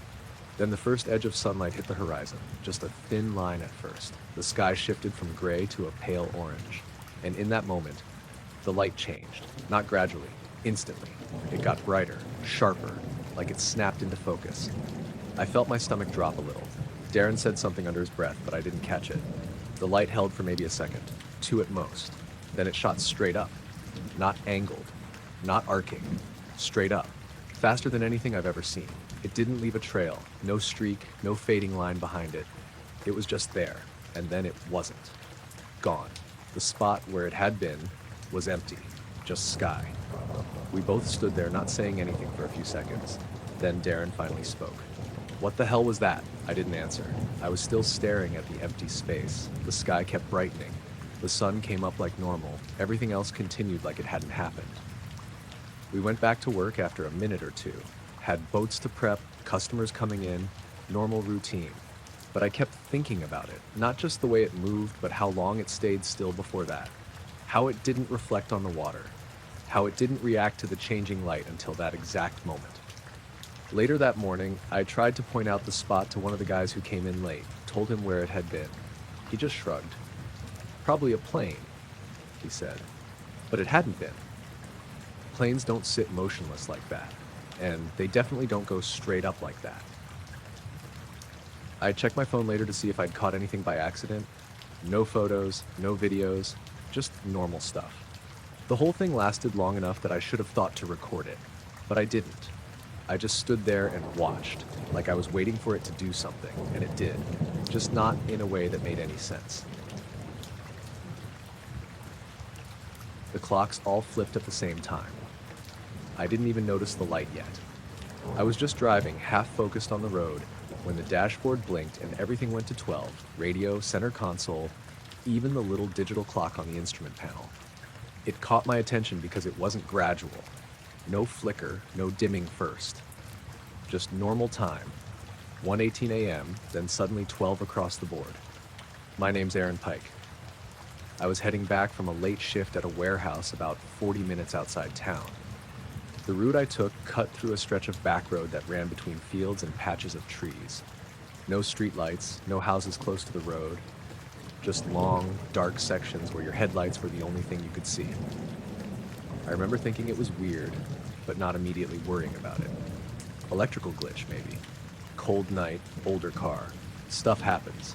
I tapped the radio button, like that would do anything. It stayed at 12. Then the station cut out. Not static, just silence. The engine kept running fine. Headlights stayed on. Everything else seemed normal. I slowed down a little without really deciding to. The road ahead was empty, just the beam of my lights stretching out into darkness. That's when I noticed the light. It wasn't in the sky directly above me. It was farther out, off to the right, past a line of trees that ran along the edge of a field. Bright white, not blinking, not moving, just sitting there, low over the tree line. At first, I thought it was a house light, or maybe a tower, but there weren't any buildings out there. I'd driven that road enough times to know that stretch was just open land. I leaned forward slightly, trying to get a better look. The light didn't spread like normal light would. It wasn't lighting up the trees around it or the ground beneath it. It just existed, like a point, but too big to be a star and too low. I checked the mirrors out of habit, nothing behind me, no other cars. The road was completely empty. I looked back at the dashboard, still 12. The radio still silent. I tried adjusting the volume. Nothing changed. I don't know why, but that's when I started feeling uneasy. Not panic, just that slow awareness that something wasn't lining up right. I kept driving, eyes shifting between the road and the light off to the side. It stayed in the same relative position for a while, like I was moving parallel to it. Then I noticed something else. The trees in front of it looked wrong. Not moving, exactly, but the edges of them weren't clear, like the light was flattening them somehow. I slowed down more, maybe 20 miles an hour now. I thought about pulling over, but there wasn't really anywhere safe to stop, just narrow shoulders and uneven ground. The light didn't change, didn't flicker, didn't shift, just stayed there. I checked the time again, still 12. I had no idea how long it had been like that. It felt longer than a minute, shorter than 10, hard to say. Then the engine sound changed slightly. Not like it was failing, more like the tone dropped for a second, a low hum under the normal noise. I felt it more than heard it. Through the steering wheel, through the seat, just a faint vibration. I tightened my grip on the wheel instinctively. The headlights seemed a little dimmer for a second, then back to normal. I looked back at the light. It looked closer now, not dramatically, but closer than it had been a moment ago. Or maybe I'd just gotten closer to it on the road. I couldn't tell. I remember thinking I should turn around, just make a U-turn and go back the way I came, but I didn't. I just kept going forward, slower than before. The hum came again, stronger this time. Still not loud, just present, like something in the air was vibrating. The light didn't react, didn't move, didn't change brightness, but something about it felt focused, like it was fixed on a point. And I had this strange feeling that the point might be me. I don't know where that thought came from. It just showed up, and once it did, it didn't go away. I checked the mirrors again. Still nothing. The road behind me was empty. No headlights, no movement, just darkness. I looked forward again, and for a split second I thought I saw something between me and the light. Not a solid shape, more like a distortion, like heat rising off pavement. But it was colder that night. No reason for heat waves. It moved slightly. Or maybe I did. Then it was gone. Just empty space again.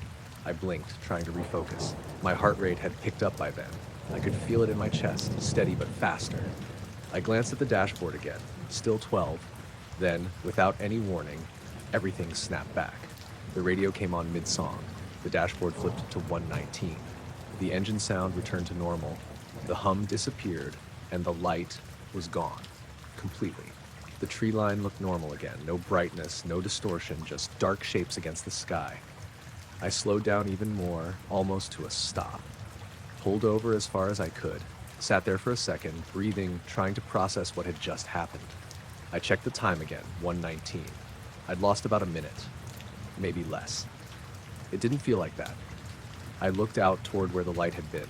Nothing there, just fields and trees. I sat there for a while longer, engine idling, waiting to see if anything would come back. Nothing did. Eventually, I pulled back onto the road and kept driving. The rest of the way home was quiet. Normal. No more glitches. No more lights. But every few seconds, I found myself checking the clocks, just to make sure they were still moving, and half expecting them to snap back to 12 again, for no reason I could explain. I woke up because it was too quiet. Not the normal kind of quiet you get at night, where things are just muted. This was different. It felt like something had been taken out of the air. My name's Ethan Calder.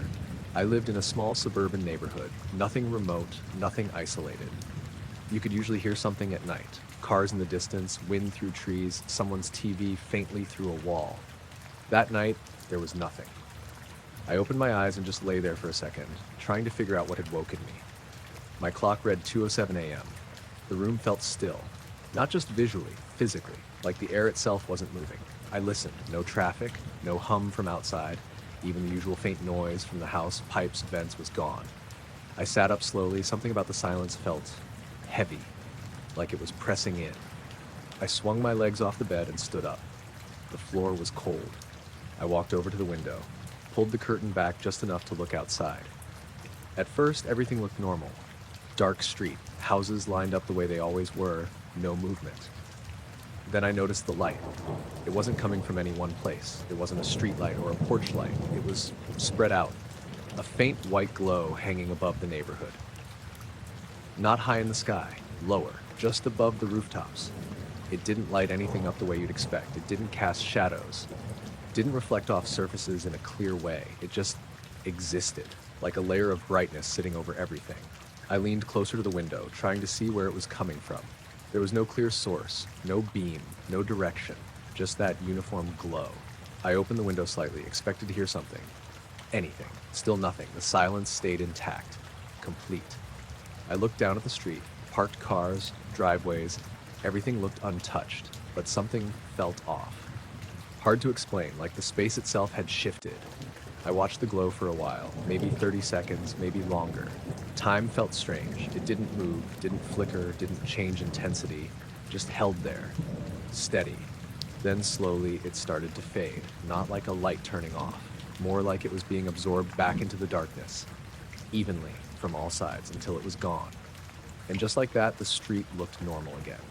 I stood there for a few seconds, still staring out. Then the sound came back, not all at once. Gradually, a distant car, the faint rustle of leaves, the low hum of something electrical. It all returned like it had been paused and then resumed. I closed the window, sat back down on the bed, tried to make sense of it. My first thought was maybe I'd been dreaming, but I was fully awake. I remembered every detail clearly. The silence, the glow, the way it faded. I checked the time again, 2:11 a.m. Only a few minutes had passed. I lay back down, stared at the ceiling, waited to see if it would happen again. It didn't. Eventually, I fell asleep. The next morning, everything felt normal. I went outside before work, looked around, nothing out of place, same houses, same street, same quiet neighborhood. I asked my neighbor later that day if they'd been up around that time. They said no. Slept straight through the night. I didn't push it. Over the next few nights, I paid more attention, listened more carefully, checked outside a couple times around the same hour. Nothing happened. No silence, no glow, just normal night sounds. But every once in a while, I'd wake up briefly. Not fully, just enough to notice something. And there'd be a moment, a very short one, where everything felt too still again. Like the sound had dropped out for just a second, then it would come back. So quick I couldn't be sure it had happened. I started keeping my phone by the bed. Tried to record one of those moments, but whenever I checked the audio later, it was normal. Background noise the whole time. No gaps, no silence, no indication anything had changed. One night, maybe a week later, I woke up again around the same time. The room felt quiet, not as intense as before, but close. I sat up immediately, went to the window, looked out. There was no glow this time, just darkness. But for a second, I thought I saw something shift. Not a shape, not clearly. Just a subtle change in the way the darkness looked above the rooftops, like something had been there a moment earlier, and wasn't anymore. I stayed there for a while, watching, listening. The normal sounds were back, everything felt the way it should. But that earlier moment, the complete silence, the glow hanging over everything, it stuck with me, because it didn't feel like something that came from outside. It felt like something that had settled over the entire area at once. Like whatever it was, it didn't arrive in the way things usually do, and it didn't leave a trace behind, except for those few minutes when everything stopped, and something just hung there, quiet, above everything, before fading away completely. I woke up because something felt off before I even registered the sound. It was that kind of half-awake state where your brain's already picking up on something being wrong, but you don't know what yet. My eyes were still closed, but I could feel this faint vibration through the bed. Not shaking, not rattling, just a steady, low hum you could feel more than hear. Then I opened my eyes. The room was dim, but not dark. That's what made me sit up. My name's Daniel Hargreaves. I live in a semi-detached house on a quiet street. Nothing unusual. Just rows of similar homes with small back gardens and a clear view of the rooftops behind. At night, my room is normally pitch black unless I leave something on. I hadn't that night. But now there was this faint glow coming in through the window. Not bright enough to light everything up, just enough to outline things. The wardrobe, the desk, the door, all of it looked slightly washed out, like the contrast had been turned down. The vibration was still there, low, steady. I sat up slowly, listening. It wasn't coming from any one direction. It just filled the room. Not loud, but constant. I checked the time on my phone, 2:17 a.m. I remember thinking it might be something outside, construction equipment maybe, or some kind of generator, but there wasn't any work going on nearby, especially not at that hour. The glow through the window seemed stronger than it should have been for anything like that. I swung my legs over the side of the bed and stood up. The floor felt normal. The vibration didn't come through my feet the same way it did through the bed. It was like it was in the air more than anything else.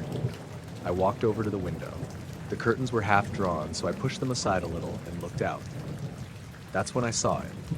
It was hovering above the rooftops across the street, not high up, low enough that it felt close. It wasn't a defined shape at first glance, just a pale, glowing area, white but dull, like light filtered through something. I leaned closer to the glass. There was a shape inside it, not sharp, not clear, but something was there, a kind of oval, maybe, hard to tell. It didn't blink, didn't move, just hung there. The glow it gave off didn't behave normally. The rooftops beneath it weren't lit up. The street wasn't brighter, but the sky around it looked slightly different, like it was being affected somehow. The vibration got a little stronger, still subtle but more noticeable now that I was focused on it. I could feel it in my chest, not uncomfortable, just present, like standing near heavy machinery but without the noise. I glanced around the room. Everything was still, nothing rattling, nothing shifting, just that steady hum. I looked back outside. The object hadn't moved. I checked the houses across the street. A few windows had lights on, same as usual. No one standing outside, no one reacting. It didn't make sense. Something that bright, that low, someone should have noticed. I opened the window slightly, just enough to hear better. The air outside was still, cold, no wind, and no sound. That was the part that stuck with me. There should have been something, a hum, a buzz, anything, but there was nothing. The vibration was still there, but it didn't seem to come from outside. It felt contained, like it was only affecting certain things. I leaned out a little more, trying to get a better angle. The shape inside the glow shifted slightly, or maybe it didn't. It was hard to tell. Every time I tried to focus on it, it seemed to blur at the edges. I blinked a few times. Still there, still hovering, still silent. I checked my phone again. 2:19. Only 2 minutes had passed. It felt longer. I rested my hand on the window frame, steadying myself. The vibration pulsed slightly. Not a change in rhythm, just a brief increase, then back to normal. I held my breath for a second, listening. Nothing changed. The glow stayed the same. The shape inside it stayed indistinct. I looked down at the street. Empty. No cars moving, no people, just the usual parked vehicles and quiet houses. I had this thought that maybe it was watching something. Not me specifically. Just observing. I don't know why that came to mind. It just did. And once it did, I couldn't shake it. The vibration pulsed again, a little stronger this time, then settled. I pulled my head back inside and looked around the room again. Everything looked slightly off in that dim glow. Edges softer than they should have been. Shadows faint, almost non-existent. I turned back to the window, and the moment I looked away, it disappeared. Not faded, not moved, just gone. The glow vanished instantly. The sky snapped back to normal darkness, and the vibration stopped completely. The silence that followed felt louder than the hum had been. I stood there for a second, staring at the empty space where it had been. Nothing. No afterimage, no movement, just the usual night sky above the rooftops. I checked the time again, 2:20, 3 minutes. That's all it had been. I closed the window slowly, pulled the curtains back into place. The room went dark again, normal dark. I stood there a little longer, waiting to see if anything would come back. Nothing did. Eventually, I got back into bed, lay there, staring at the ceiling. The house was quiet, no vibration, no light, just normal. But every few seconds, I found myself listening, waiting for that hum to start again, or for the room to fill with that faint glow, like it had just paused and might come back the moment I stopped expecting it. I noticed the light before I realized anything was wrong. It was just sitting there over the field to my right, maybe 30 or 40 feet up, bright but not harsh, like a floodlight with no visible source. I remember thinking it was weird because there's nothing out there. No buildings, no farm equipment, nothing that would need that kind of lighting. My name's Aaron Pike. This happened on a back road outside of Linton, the kind of road you only take if you live nearby or you're cutting time off a longer route. I'd driven it plenty of times before, mostly at night after work. That stretch was always dark.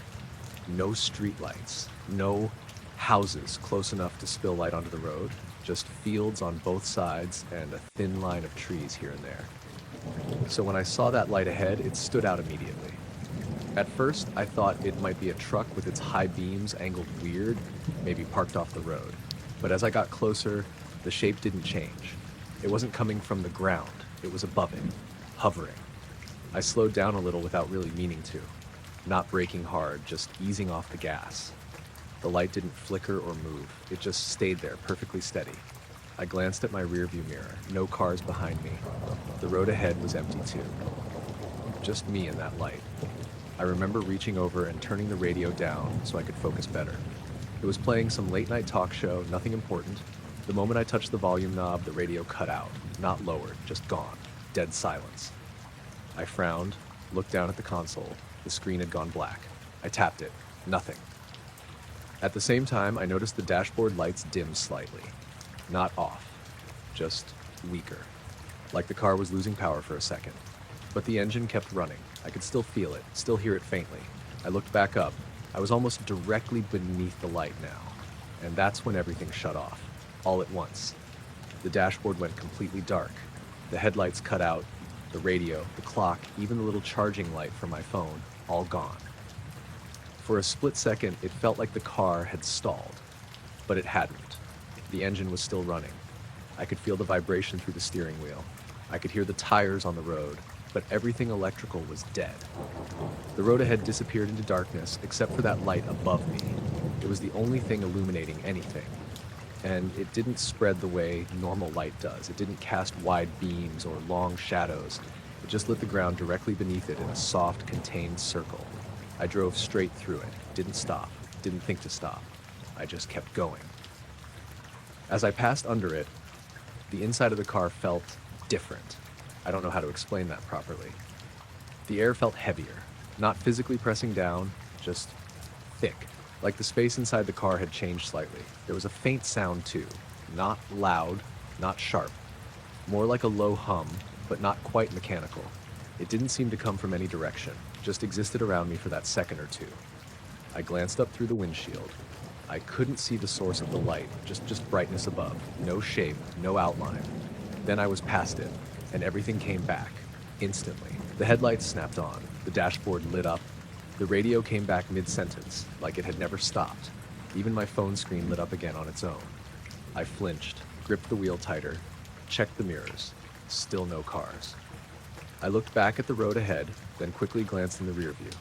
The light was still there, exactly where it had been, hovering over the field, same brightness, same position. I slowed down again, this time more deliberately. Part of me wanted to keep going and forget it. Another part needed to understand what I'd just driven through. I pulled over onto the gravel shoulder a little ways ahead and stopped, left the engine running, turned in my seat to look back. The light hadn't moved. It was just hanging there over the field. No sound now, no flickering, no change. I opened the car door slightly, stepped out. The air outside felt normal. Cool, quiet, the usual night sounds, distant insects, a faint breeze. Nothing like what I'd felt inside the car. I stood there for a minute, watching it, trying to see any kind of structure or source. But there was nothing. No pole, no drone, no cables. Just a bright, steady glow suspended above the ground. I got back in the car and checked everything. The clock was still right. The trip meter hadn't reset. No warning lights. It was like nothing had happened, except it had. I looked back one more time. The light stayed there, completely still. I thought about driving back toward it, seeing if it would happen again, but I didn't. I don't know why exactly. I just didn't want to pass under it a second time. So I pulled back onto the road and kept going. After maybe a minute or two, I checked the rear view again. The light was gone. Not fading, not moving away, just gone. The rest of the drive home was normal. Everything in the car worked fine, no more issues. But every so often I'd glance at the dashboard, just to make sure it was still on. And I kept thinking about how the engine never stopped, even when everything else did. Like whatever I drove through had shut down everything electrical, but left just enough running to carry me straight through it without giving me the chance to stop. I noticed it because it didn't flicker like the others. I was sitting out back a little after 11, just on one of those cheap plastic chairs, phone in my hand, but not really doing anything with it. My name's Caleb Rourke. I lived in a small place just outside a wooded area, nothing remote, but far enough that you could actually see the sky clearly on a good night. It was cool out, dry, no wind. The kind of night where everything just feels still. I'd been out there for maybe 10 minutes when I looked up and saw it. At first, I thought it was just a bright star. There are always a few that stand out more than the others. This one was low in the sky, just above the tree line in the distance. Brighter than most, steady, no blinking like a plane, no movement that I could tell. I didn't think much of it. Just another point of light. But after a minute or so, something about it started to bother me. I couldn't put my finger on it right away. Then I realized it wasn't staying in the same place, not drifting like a plane, not arcing like a satellite. It was dropping, slowly. So slow I almost thought my eyes were playing tricks on me. But I picked a reference point, a gap in the trees, and watched it. Over the next couple minutes, it moved lower. Barely noticeable unless you were really paying attention. But it was definitely descending. I sat up a little straighter. Now I was focused on it. I checked the rest of the sky. Everything else was where it should be. Stars fixed in place, a few faint ones barely visible. But this one was moving. I thought maybe it was a plane coming toward me, but there were no navigation lights, no blinking, just that steady white glow. And it wasn't getting brighter, just lower. I stood up, walked a few steps closer to the edge of the yard. The trees were dark silhouettes against the sky. The light was now maybe a few degrees above them, still descending, still perfectly steady, no sound. That's when it started to feel off. Even planes at that distance, you usually hear something. A faint hum, a distant engine. There was nothing. Just quiet. I checked my phone. No signal out there. Didn't matter anyway. I wasn't sure what I'd even look up. I went back to watching it, trying to make sense of the movement. It didn't accelerate, didn't slow down, just a constant, smooth drop, like it was being lowered on something I couldn't see. When it got close to the tree line, I expected it to disappear behind it. That's what should have happened. Instead, it stopped. Not gradually, not easing into it, just stopped. Right above the trees, I froze. It hung there for a second, perfectly still. Then it moved, not down, not up, sideways, to the right. Same smooth motion, same steady speed, like the direction had just changed. I actually let out a small laugh at that point. Not because it was funny, more like my brain was trying to process something it didn't understand. I followed it with my eyes. It slid along the horizon just above the treetops. No change in brightness, no flicker, no sound. I turned my body to keep it in view. It kept going. Same pace, same height. It passed over a darker patch of trees and stood out more clearly there. That's when I noticed something else. The light itself wasn't perfectly round. It looked like it at first glance, but when I focused on it, it had a slight elongation. Subtle, like it wasn't a point, but a shape. Still faint, still hard to define, but not exactly what I'd expect from a distant star or plane. I rubbed my eyes, looked again. It was still moving, still sideways. I glanced around, half expecting to see someone else noticing it, but there was no one. Just me, standing in the yard, watching this thing move in a way that didn't make sense. After maybe 20 seconds of sideways movement, it slowed, then stopped again. Same abrupt stop, no easing, just motion, then stillness. I felt this weird tension build up, like something was about to happen, but nothing did. It just hung there, quiet, still. Then, without warning, it changed direction again. This time it moved back the way it came, same height, same speed, like it was retracing its path. I stepped forward again, closer to the edge of the yard, trying to keep it in view between the trees. It moved for a few seconds, then stopped one more time, and then it dimmed. Not quickly, not like it turned off. It just faded, gradually, until it blended in with the rest of the sky, and then it was gone. I stood there for a while after that, looking at the same spot, waiting to see if it would come back. Nothing did. The sky looked normal again, stars in their places, no movement, no unusual brightness, just the same quiet night. I sat back down, eventually. Tried to go back to what I was doing before, but I kept glancing up, checking that part of the sky. Nothing. After a while, I went inside, closed the door, locked it without really thinking about it. Before I went to bed, I looked out the window one more time. Same view, same trees, same empty sky. But the way I saw it had changed, like I knew now that something could be there. Moving in ways that didn't match anything I understood, only visible for a few minutes, before disappearing completely, leaving the sky looking exactly the same, as if nothing had ever been there at all. My GPS dropped out right as the road flattened into that long, empty stretch. No warning. The screen just froze for a second, then switched to searching for signal. I tapped it like that was going to fix anything, but it stayed stuck. I was about an hour outside of Ely, heading south. Nothing out there but scrub, low hills, and that straight ribbon of highway that looks like it goes on forever. It was late, around 11:40 p.m., and still warm from the day, the kind of heat that sticks around in the asphalt. My name's Marcus Ibarra. I'd done that drive before, not often, but enough to know where I was. You don't really need GPS out there, there's basically one road. Still, it felt off seeing the signal drop. My phone had bars, but they were weak. No data. I kept driving. At first, nothing else changed. Engine steady, headlights cutting the same narrow path, radio playing low. Then the radio crackled.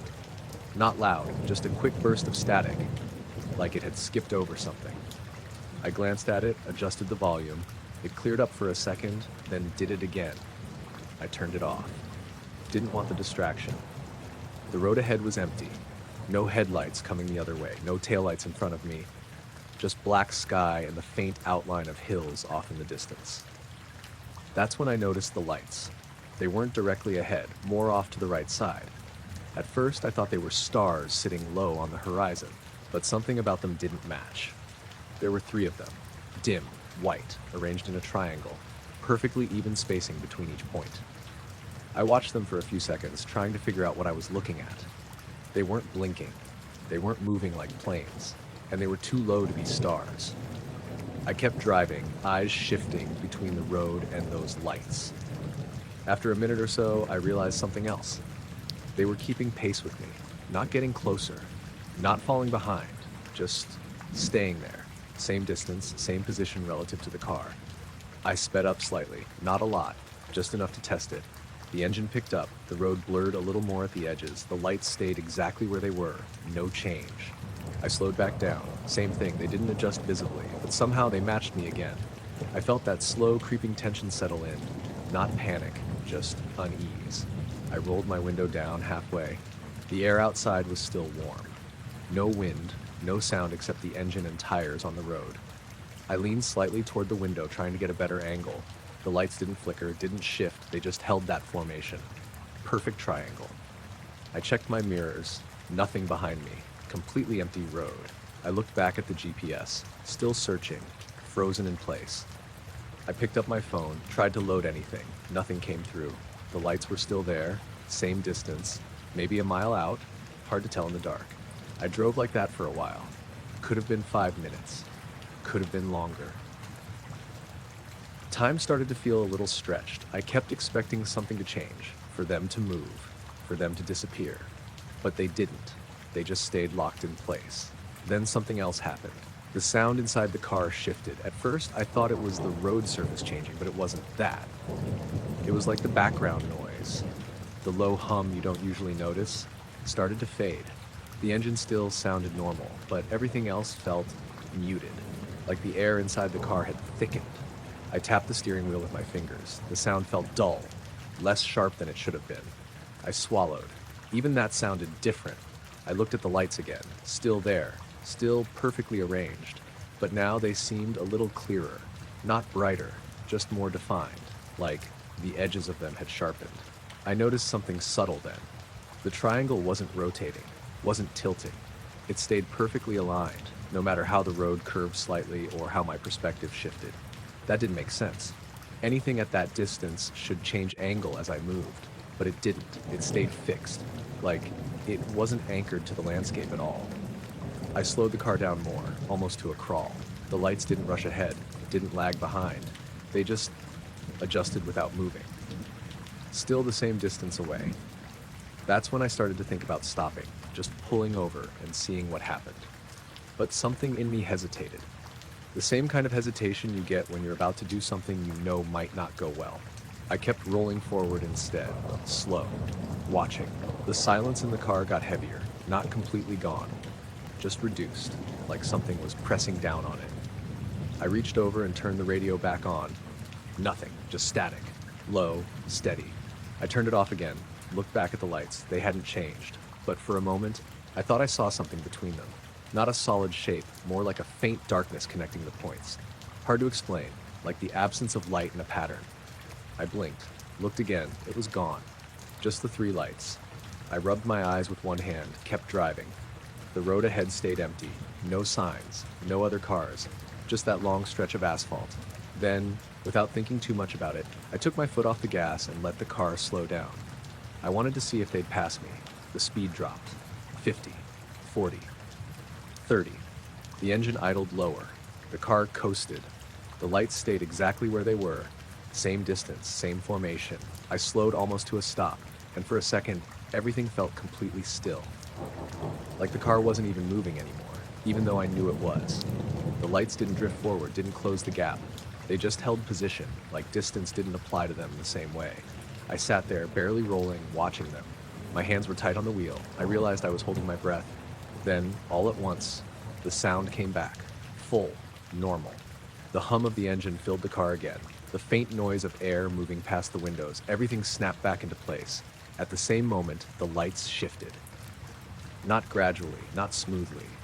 They just weren't there anymore. No fading, no movement, just empty sky. I blinked hard, looked again, nothing, just darkness and distant stars. I sat there for a few seconds, car barely moving. Then I looked down at the GPS. Signal restored. Map updated instantly. Like nothing had happened. My phone buzzed with notifications coming back in, messages loading, data reconnecting. I didn't stop, didn't get out. I pressed the gas and kept driving. The rest of the trip was normal, completely normal, but I kept checking the mirrors, kept glancing out to the right, half expecting to see them again. They never came back. And the thing that stuck with me wasn't just the lights. It was the way they stayed the same distance, no matter what I did. Like they weren't following me, and I wasn't catching up to them. Like we were both just moving through the same stretch of road at the same time, without actually getting any closer to each other. I first noticed the headlights because they weren't getting any closer. It was late, just past midnight, and I was about 40 minutes into a drive I'd done 100 times before. My name's Ryan Ellison. I worked maintenance for a water treatment plant outside a small town, and the shift rotation meant I was usually heading home at weird hours. That road was the fastest way back. 2 lanes, no street lights, long stretches of nothing but fields and tree lines. You'd maybe pass 1 or 2 cars if you were lucky. That night, I hadn't seen anyone for at least 15 minutes. I checked my mirror out of habit. That's when I saw them. A pair of headlights behind me. Not unusual on its own, but they were far back, and they stayed there. I drove for another minute or two, not really thinking about it. Then I glanced back again. Same distance, same brightness. Like the car hadn't moved at all. I adjusted my speed a little, dropped from about 55 to 50. Usually, if someone's behind you, that's enough to change the gap. Either they catch up or they fall back. These didn't. They stayed exactly where they were. I watched them more closely after that. Every few seconds, I'd flick my eyes up to the mirror. Same position, same spacing between the lights. Even the way they bounced slightly with the road felt consistent. Too consistent. I told myself it was just perspective. Long, straight road could mess with your sense of distance. But then I hit a slight curve, the kind that bends just enough to break a straight line of sight. For a moment, the headlights disappeared behind the trees. Then they came back into view. Still the same distance behind me. No closer, no farther. I felt something shift in my chest then, not panic. Just that subtle feeling when something doesn't line up the way it should. I kept driving, tried to ignore it, focused on the road ahead, but I kept checking the mirror, and every time it was the same. No change, no variation, just those lights sitting at a fixed point behind me. After a while, I decided to test it. I sped up, pushed it to about 65, held it there for a good 30 seconds, checked the mirror, still there, same distance. I slowed down again, back to 50, then 45. The headlights didn't react, didn't close the gap, didn't drift back, just stayed. At that point, I started to feel it more, that quiet unease, the kind that builds slowly. I rolled my window down a bit, let some of the night air in, tried to ground myself. The road was empty ahead. No other cars, no lights in the distance, just darkness and the faint glow of my headlights on the pavement. I checked the mirror again, still there. I started paying attention to details, the color of the lights. They were white, not too bright, not dim, just normal, no flickering, no change in intensity. I couldn't make out the shape of the car, just the lights, no outline. No body, nothing beyond that. Another few minutes passed, same thing, same distance, same position. I thought about pulling over, letting them pass, see what kind of car it was. But something about that idea made me hesitate. I don't know why, it just didn't feel like a normal situation. Still, I didn't want to keep driving like that, so I found a straight stretch with a wide shoulder, slowed down, put my indicator on, started easing to the side of the road. As I did, I watched the mirror closely. The headlights didn't change. No sign they were slowing down, no sign they were preparing to pass. They just stayed behind me. Same distance. I came to a stop, fully on the shoulder, engine idling, indicator still blinking. I waited, eyes fixed on the mirror. The headlights were still there for about 2 seconds. Then they weren't. No movement, no fading, no turning off, just gone. The space behind me was completely dark, empty. I sat there, staring at the mirror, trying to process it. I turned around in my seat, looked directly through the back window. Nothing. No car, No lights, no sound, just the empty road stretching out behind me. I got out of the car, stood on the shoulder, looked both ways. There was nowhere for a car to go. No side roads, no driveways, nothing but fields and trees. I walked a few steps down the road. Still nothing. No engine noise, no tire sounds, no indication that anything had been there at all. I went back to the car, sat down, closed the door. For a second, I just sat there with my hands on the wheel. The quiet felt heavier now, like it had settled in after something left. I looked in the mirror again, still empty. I pulled back onto the road, started driving again. Slower this time, more cautious. I kept checking the mirror, half expecting the lights to come back. They didn't. The rest of the drive was uneventful. No other cars, no strange sounds, just the normal hum of the engine and the tires on the road. But something felt off, like the space behind me wasn't as empty as it looked. When I got home, I sat in the driveway for a minute, engine off, lights out, looking into the rearview mirror, nothing there, just my own reflection and the dark street behind me. I went inside, locked the door, didn't think much more about it that night. But the next time I drove that road, late again, same time, I caught myself checking the mirror more often than usual, watching for those headlights.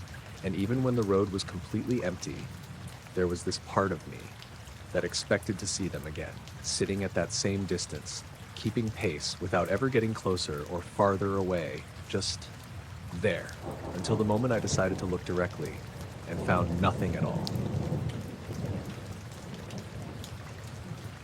I saw it before I even got the boat in the water.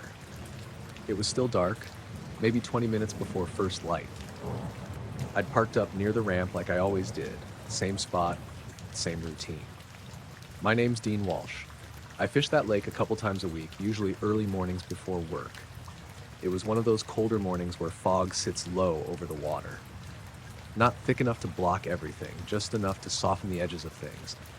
I stepped out of the truck, grabbed my gear, and that's when I noticed the light. It was out over the lake, not far, maybe a couple 100 yards from shore.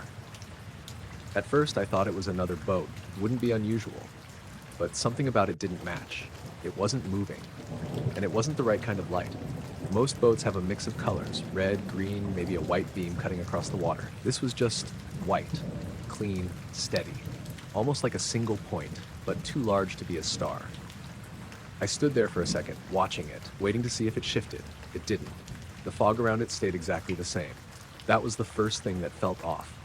Normally, light in fog spreads. You get that glow, that halo effect.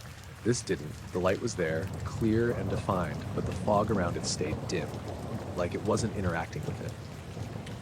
I walked closer to the edge of the water, set my tackle box down without really thinking about it.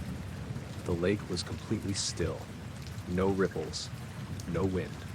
Just that low layer of fog and the faint outline of the opposite shore. The light hung there, maybe 10 or 15 feet above the surface. Not high, not low enough to touch the water. Just suspended. I watched its reflection. That's what made me stop moving. The reflection was clear. A bright streak on the surface stretching down toward me. But it didn't look quite right. It was too sharp, too defined. Usually reflections on water distort a little. They ripple, even on calm water. This one didn't. It looked almost fixed, like it was painted onto the surface. I crouched down at the edge of the dock, looked at it from a lower angle. Same thing, perfectly straight, no shimmer, no break. I reached down and touched the water, just lightly. The surface rippled out from my fingers, and for a second the reflection didn't react. The ripple passed through it, distorted the water around it, but the reflection itself stayed intact. Then a moment later, it shifted back into place, like it had lagged behind.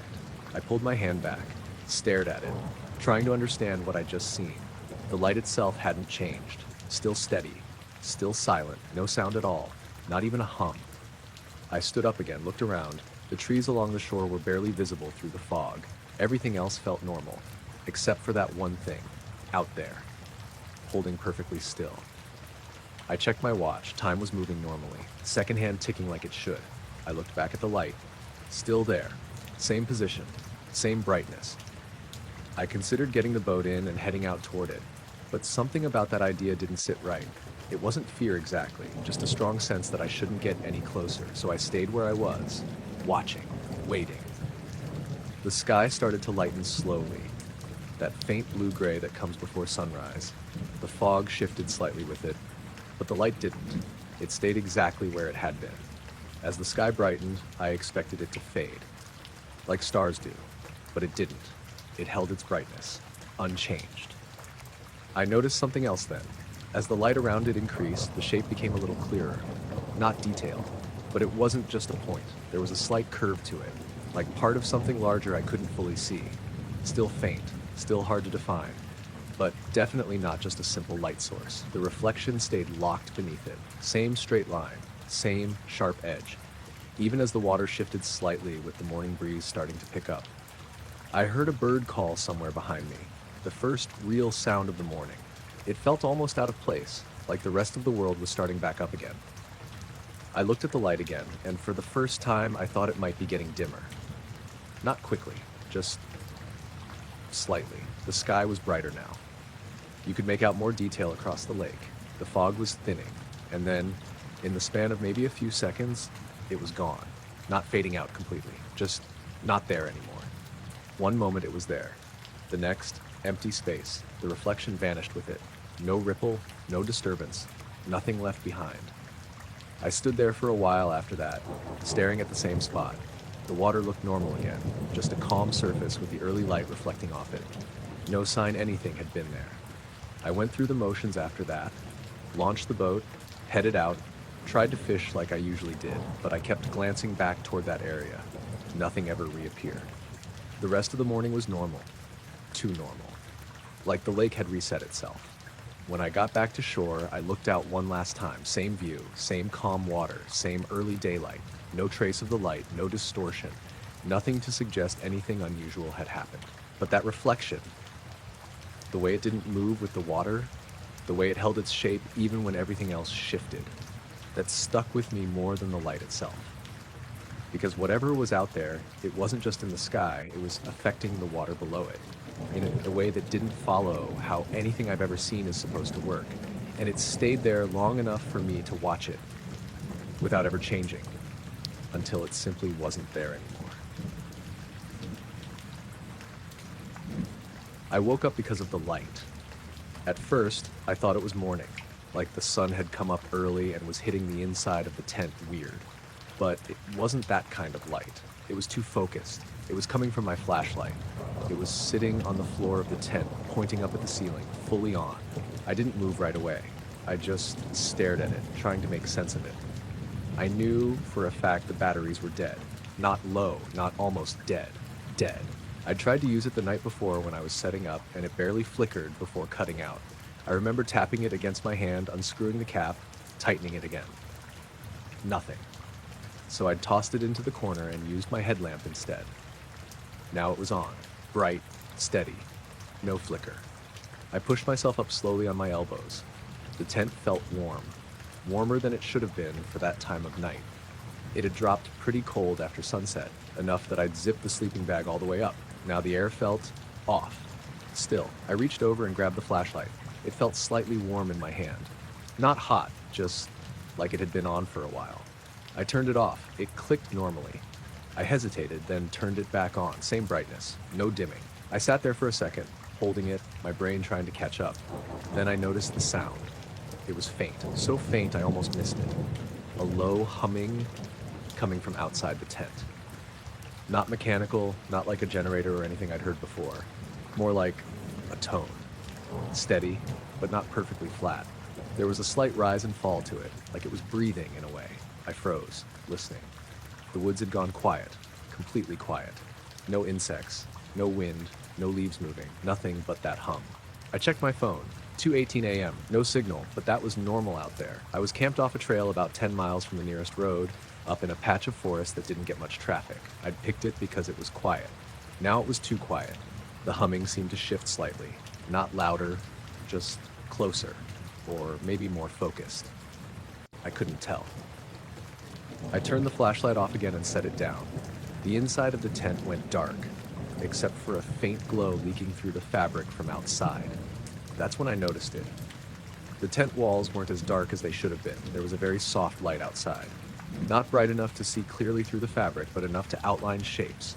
I could see the vague silhouette of my pack leaning against the tent wall. the curve of the zipper, my boots near the entrance, all faintly visible. I held still, listening.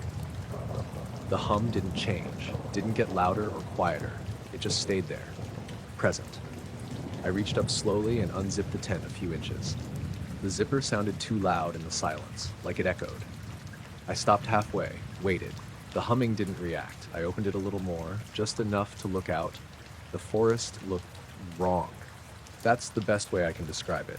Not dramatically different, just slightly off.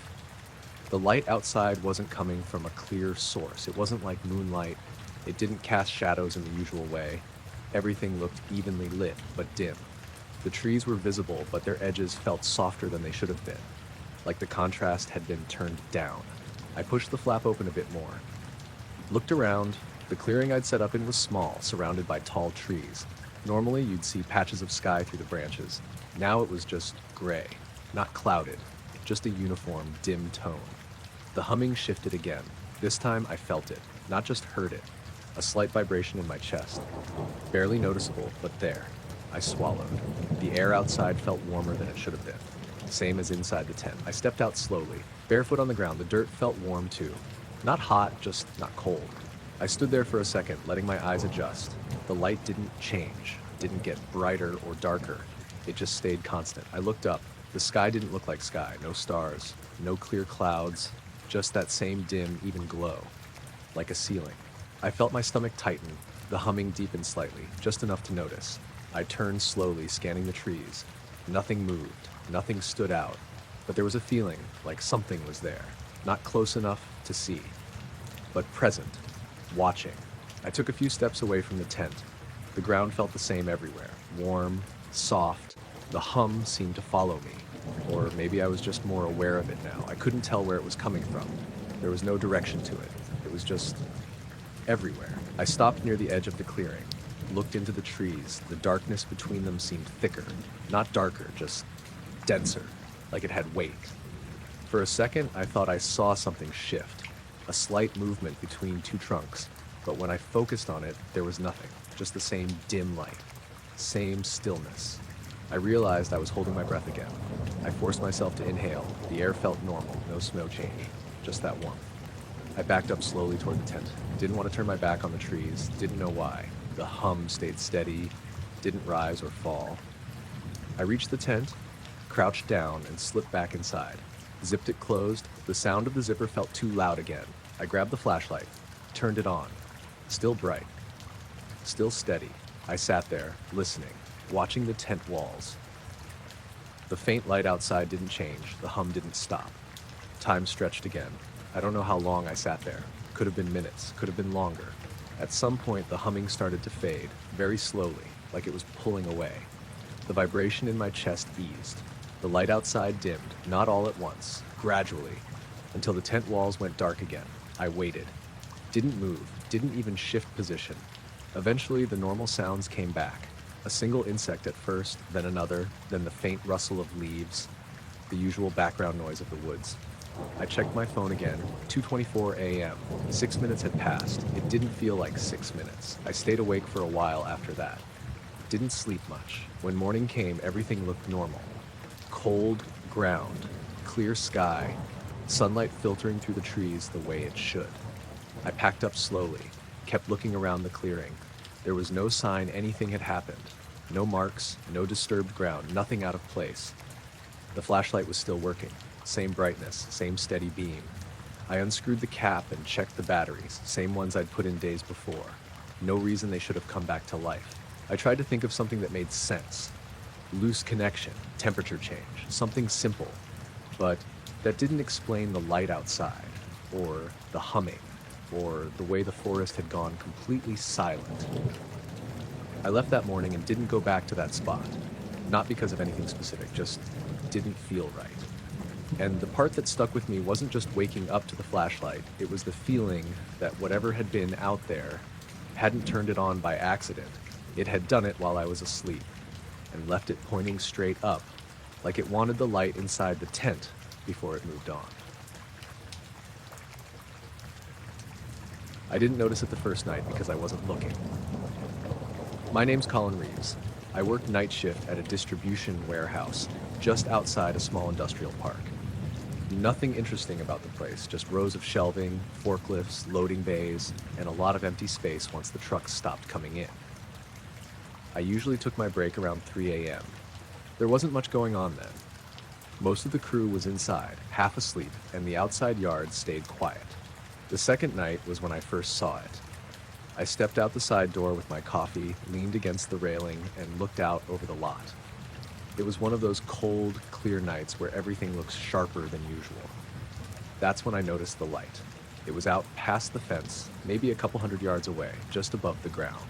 A single pale glow. Not bright enough to light anything up, but bright enough to stand out against the darkness. At first, I figured it was a piece of equipment or a distant vehicle parked somewhere, but it didn't flicker, didn't move, and it wasn't casting any light onto the ground around it. I stood there for a minute, watching it. Then I checked my watch. 3:14 a.m. I didn't think much of that at the time. Finished my coffee, went back inside, and forgot about it. The next night, same routine, same break, same time. I stepped outside again, mostly out of habit, and the light was there.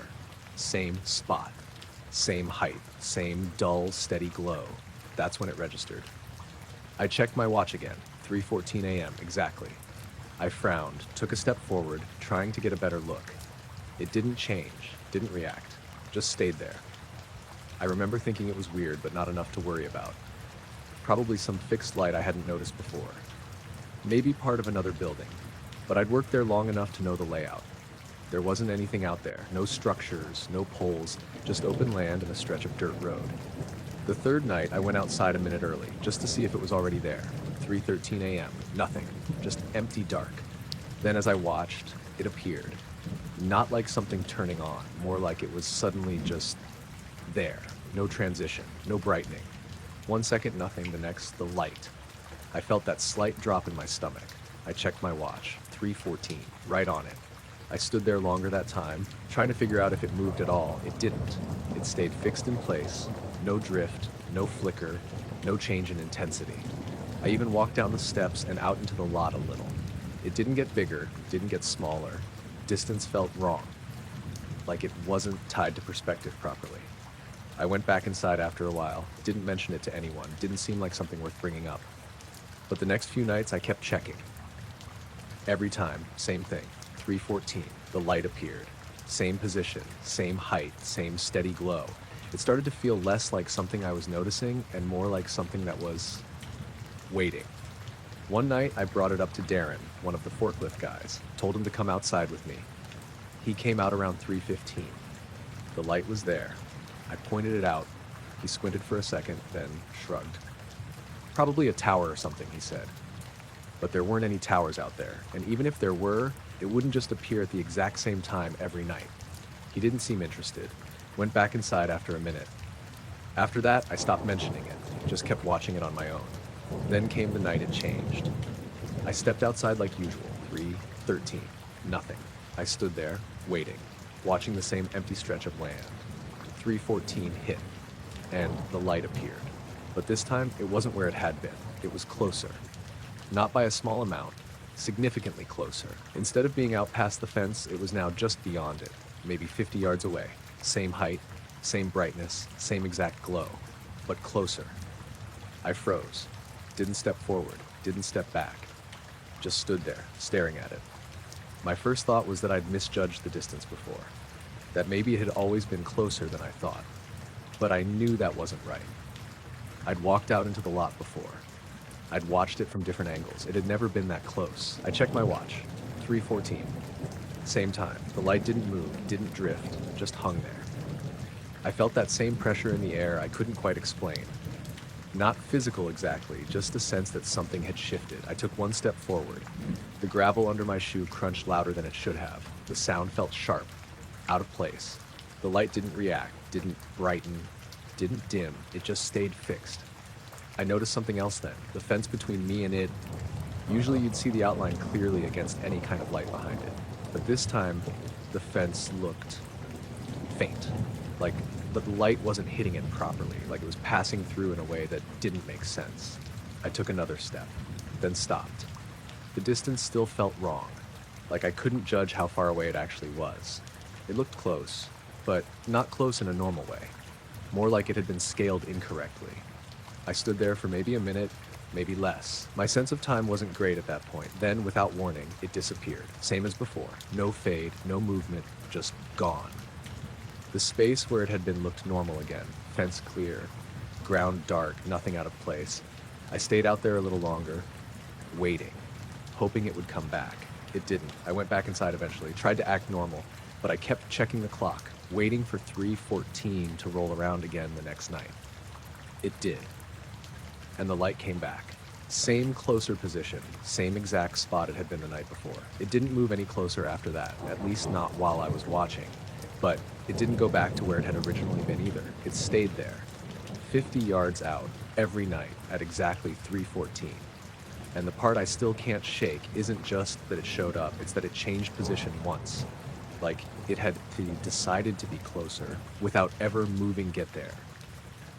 Just appearing nearer than before and staying that way, like the distance between us wasn't something fixed, but something it could adjust without crossing the space in between. The storm had already been going for a while when I noticed it. I was standing in the doorway of the garage, just watching the rain come down. It was one of those heavy summer storms where the air feels charged before anything even starts, and then once it hits, it just doesn't let up.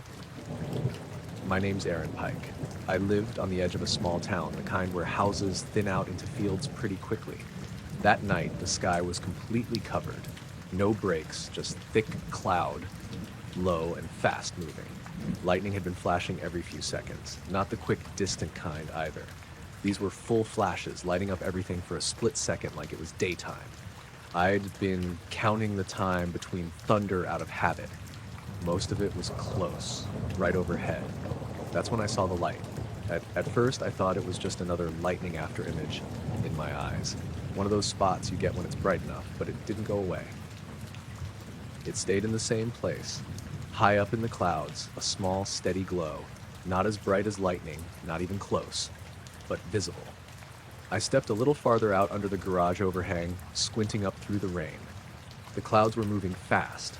You could see them shifting, rolling over each other in the flashes, but the light wasn't moving with them. It stayed fixed, like it was behind the clouds or inside them. Another lightning strike hit, close enough that the whole sky lit up. For that split second, I expected the light to disappear in the brightness. It didn't. It was still there. Same position, same steady glow. That's when it started to feel wrong. I leaned against the doorframe, keeping my eyes on it. The rain was loud on the roof, loud on the ground, loud everywhere. But that light, it didn't flicker, didn't react, didn't pulse, just stayed there. I went back inside for a second and grabbed my phone. Came back out, tried to zoom in. The screen just showed a grainy mess of rain and darkness. The light barely registered. I lowered the phone and looked at it directly again. Still there. Another lightning flash, closer this time. The thunder followed almost immediately. The clouds around the light lit up bright white for a second, and I could see them moving. Clearly. They were sliding past each other, shifting in the wind. But the light stayed locked in place, not drifting, not getting covered or revealed, just fixed, like it wasn't part of the clouds at all. I felt that slow, uneasy feeling settle in, the kind where your brain keeps trying to come up with normal explanations and none of them stick. Plane didn't make sense, too still, no blinking lights, and it wasn't moving across the sky. Helicopter didn't make sense either. There was no sound beyond the storm, and again, no movement. I stepped out from under the overhang just enough to get a clearer angle. The rain hit harder there. Cold, heavy drops soaking through my shirt almost immediately. I didn't care. I just kept watching it. The light seemed to sharpen slightly. Not brighter, just clearer, like my eyes were adjusting to it. I noticed then that it wasn't perfectly round. There was a slight elongation to it. Subtle, hard to define, but it wasn't just a dot. Lightning flashed again. This time, it lit up the clouds from underneath. For a fraction of a second, I thought I saw a darker shape around the light. Not solid, just a faint outline, like the light was part of something larger. Then it was gone, back to just the glow. I blinked, trying to catch it again. Another flash, same result. The clouds lit up, the light stayed constant. And again, for that brief instant, there was something around it, a shape that didn't match the movement of the clouds. I felt my heartbeat pick up. I took a step back toward the garage.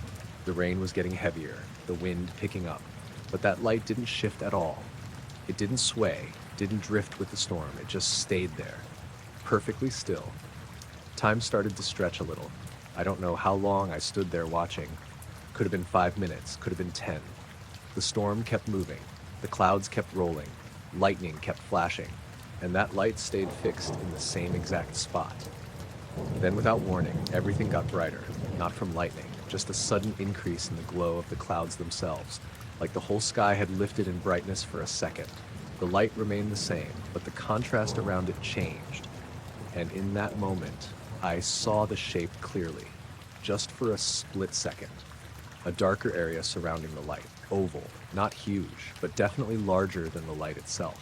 Then the brightness dropped back down. The storm returned to normal. The light was still there, same position, same steady glow. I realized I was breathing too fast. I forced myself to slow it down, tried to think, tried to ground it in something normal, but nothing fit. Then, as quickly as it had appeared, it was gone. No fading, no movement, just not there anymore. The spot where it had been was empty, just clouds and rain. I kept staring at that area, waiting for it to come back. Another lightning flash, nothing. Just normal storm clouds. I stayed outside a little longer. The rain soaked through completely. The thunder rolled on. Everything else stayed the same, but that one point in the sky was just empty now. I went back inside eventually, dried off, sat down, tried to shake it off, but the image stuck. Not just the light, the way it hadn't moved, the way the storm moved around it like it wasn't part of it. And that shape, only visible when everything else lit up, like it had been sitting there the entire time, hidden inside the clouds until the lightning showed just enough of it before it disappeared completely. I was just sitting there waiting for the light to change when the radio cut out. It didn't fade or drift off like bad reception usually does. It just snapped into full static, loud enough that I flinched a little and reached for the volume without thinking. My name's Tyler Green. This was on a regular weeknight. Nothing unusual about it.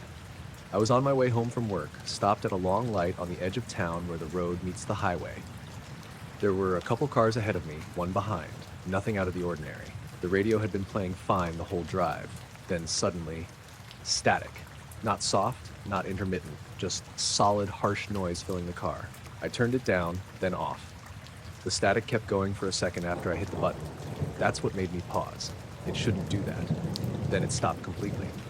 The silence that followed felt a little too sharp, like the inside of the car had emptied out all at once. I glanced at the dashboard.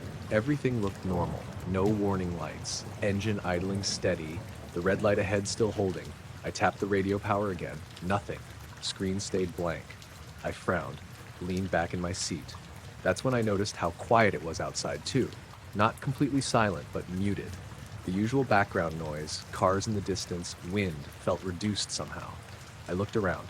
The cars ahead of me were still there, brake lights glowing, no one getting out, no movement, just still. Then I heard a faint sound, not from the car, from outside. A low, almost static-like hiss, very faint, hard to pin down. I turned my head slightly, trying to locate it. It didn't seem to come from any direction, just there. I looked up through the windshield. At first, I didn't see anything, just the usual night sky, a few faint stars, the glow from the streetlights. Then something shifted, not dramatically, just enough to catch my eye. A darker shape moving across the sky, slow, steady.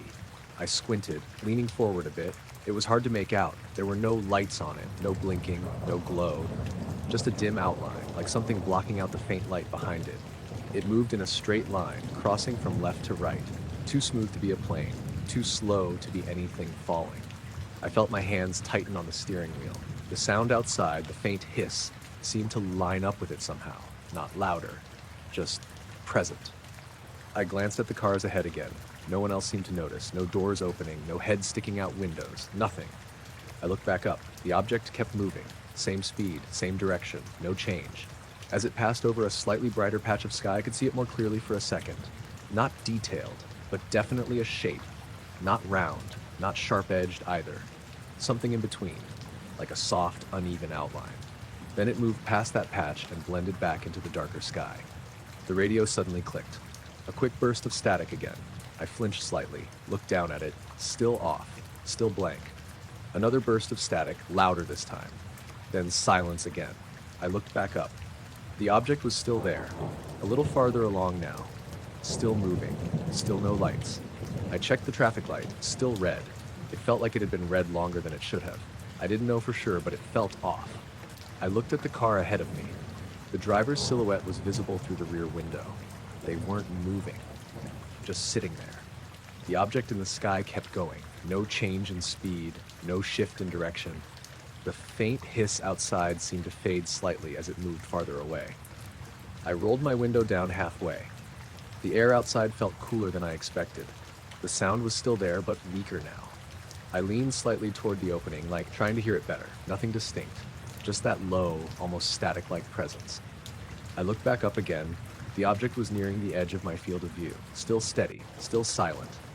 Then, without any clear transition, it wasn't there anymore. No fading, no sudden movement, just gone.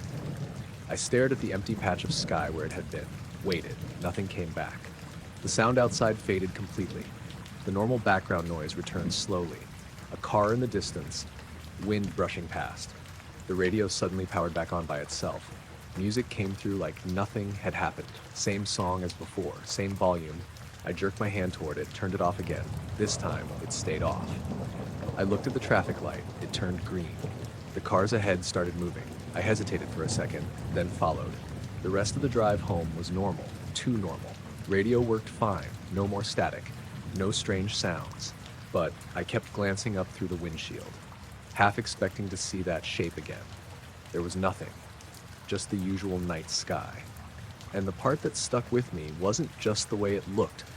It was how everything else seemed to drop away while it passed overhead, like the sound, the radio, even the sense of time at that intersection. All shifted just slightly, until it was gone, and everything snapped back, as if whatever crossed above me had taken something with it for those few seconds, and then left the rest behind. I was halfway down the block when it happened. My dog, Milo, had stopped to sniff the same patch of grass he always did near the corner, and I was just standing there waiting him out, leash loose in my hand, not really paying attention to anything. It was late, just after 10:30 p.m., and the street was quiet in that normal suburban way. A couple porch lights on, some windows glowing, nothing unusual. Then every light flickered at once, not just one or two, all of them. Porch lights, street lights, even the faint ones coming through windows. It lasted maybe half a second, but it was perfectly synced, like someone had flipped a switch for the entire block. Milo stopped sniffing immediately. He lifted his head, ears up, completely still. I remember looking around, waiting for something else to happen. At first, nothing did. The lights stayed on after that.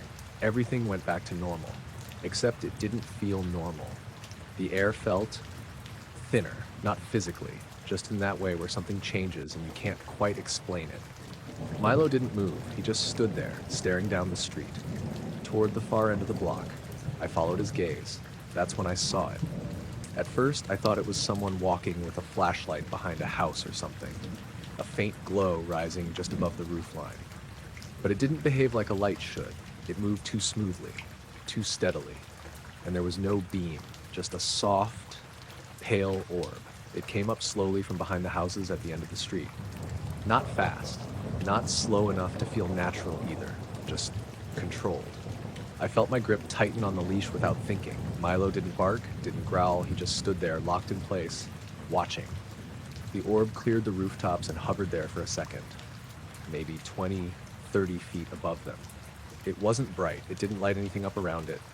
The houses beneath it stayed in shadow, but the orb itself was clearly visible, like it had its own separate presence from everything else. I took a few steps forward, without really deciding to, just drawn closer.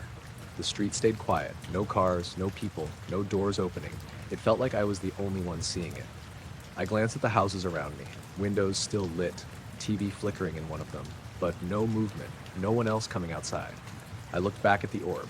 It hadn't changed position, still hovering. Still silent. There was no sound at all, not even the usual background noise, no wind, no distant traffic, just a kind of absence.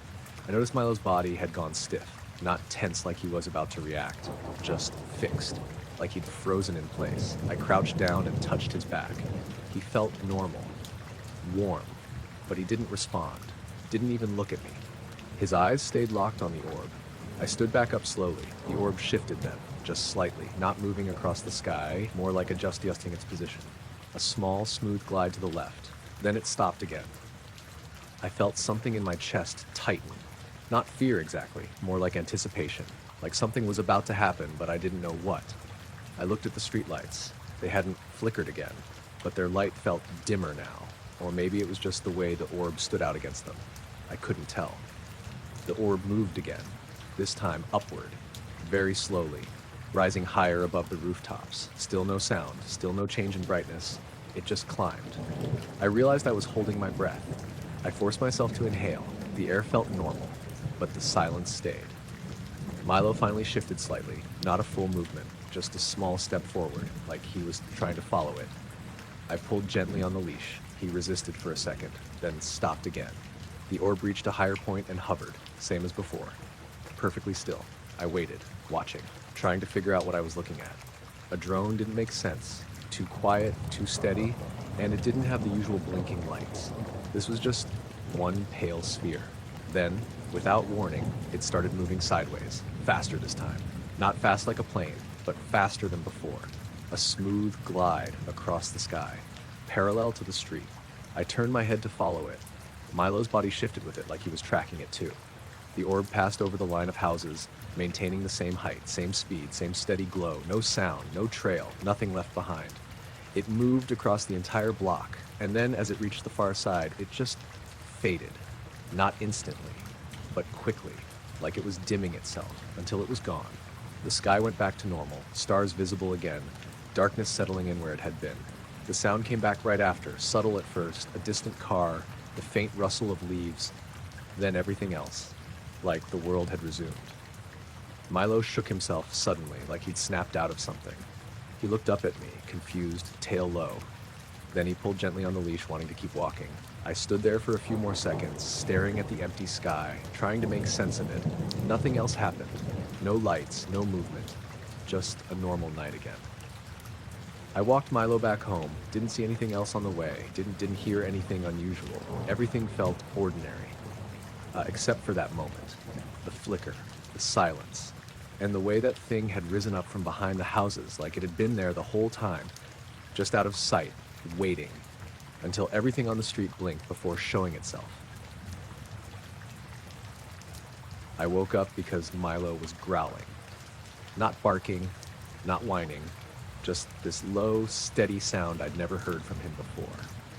At first, I thought he was dreaming or reacting to something outside, but when I opened my eyes, he was sitting upright at the foot of the bed, completely still, staring straight up at the ceiling. My name's Kevin Marsh. I live alone in a small 2-story house, nothing fancy. Milo's a lab mix, about 5 years old, usually pretty relaxed. He barks at the door sometimes, or if someone walks too close to the fence, but I'd never heard him make a sound like that. It was around 3 in the morning. I remember checking my phone right after I woke up, 3:08 a.m. The room was dark, except for this faint light I couldn't immediately place. It wasn't coming from outside, it wasn't street light or passing headlights. It was softer than that, more even. I pushed myself up on one elbow and looked around. That's when I noticed it. The glow was coming from the attic hatch. It's one of those square panels in the ceiling with a pull-down ladder. Mine stays closed all the time. There's no reason to go up there. But now, around the edges of it, there was a thin line of pale light. Not bright enough to fully light the room, but enough that I could see the outline clearly. Milo's growling got a little louder, still low, still steady. I sat up slowly, keeping my eyes on the hatch. Nothing moved. The light didn't flicker.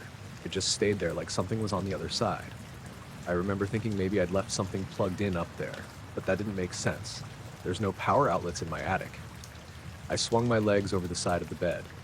Milo shifted slightly, his body tense, but he didn't take his eyes off the ceiling.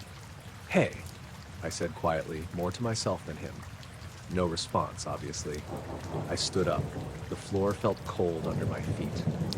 The room was quiet in that way it gets late at night, where every small sound stands out. Except now there was something else, a faint noise. At first, I thought it was just my ears adjusting, but the longer I stood there, the more I noticed it. A soft, almost electrical hum, very low. Not coming from any appliance I could identify. It seemed to come from above, from the attic. I took a step toward the center of the room, directly under the hatch. The glow didn't change. Still thin, still contained to the edges. Milo's growl shifted slightly in tone, like he was reacting to me moving closer. I stopped, looked up. The hatch itself wasn't open. It was fully closed, flush with the ceiling. But the light around it made it look like something on the other side was brighter than the room I was standing in. The hum got just a little more noticeable.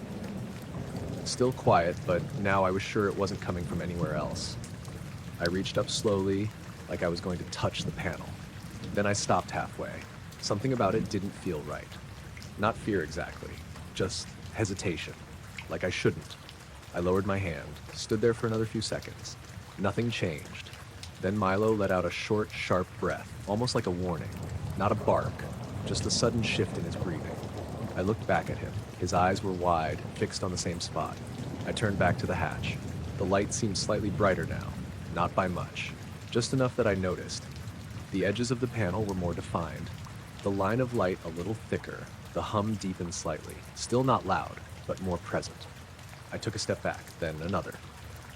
I don't know why, but I didn't want to be directly under it anymore. As I moved away, the light didn't follow or change direction. It stayed centered on the hatch. I backed up until I was near the door. Milo stayed where he was, still growling. Then, without any kind of build-up, the light went out, not dimmed, not faded, just gone.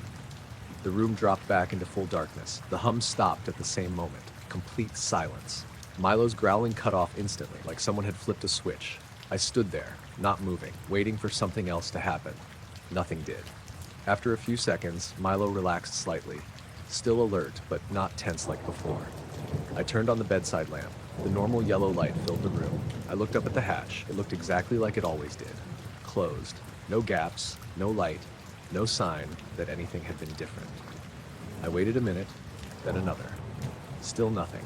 I grabbed a chair from the corner of the room and dragged it under the hatch. Milo watched me, quiet now but still focused. I climbed up slowly, reached up, pressed against the panel. It didn't feel warm, didn't feel different at all, just the same solid surface. I hesitated for a second, then pulled the cord. The ladder unfolded with the usual creak. I stood there, looking up into the dark opening. No light, no sound. Just the attic, empty and still. I grabbed a flashlight from the dresser and shined it up. Boxes, insulation, nothing out of place, nothing that could have caused what I'd just seen.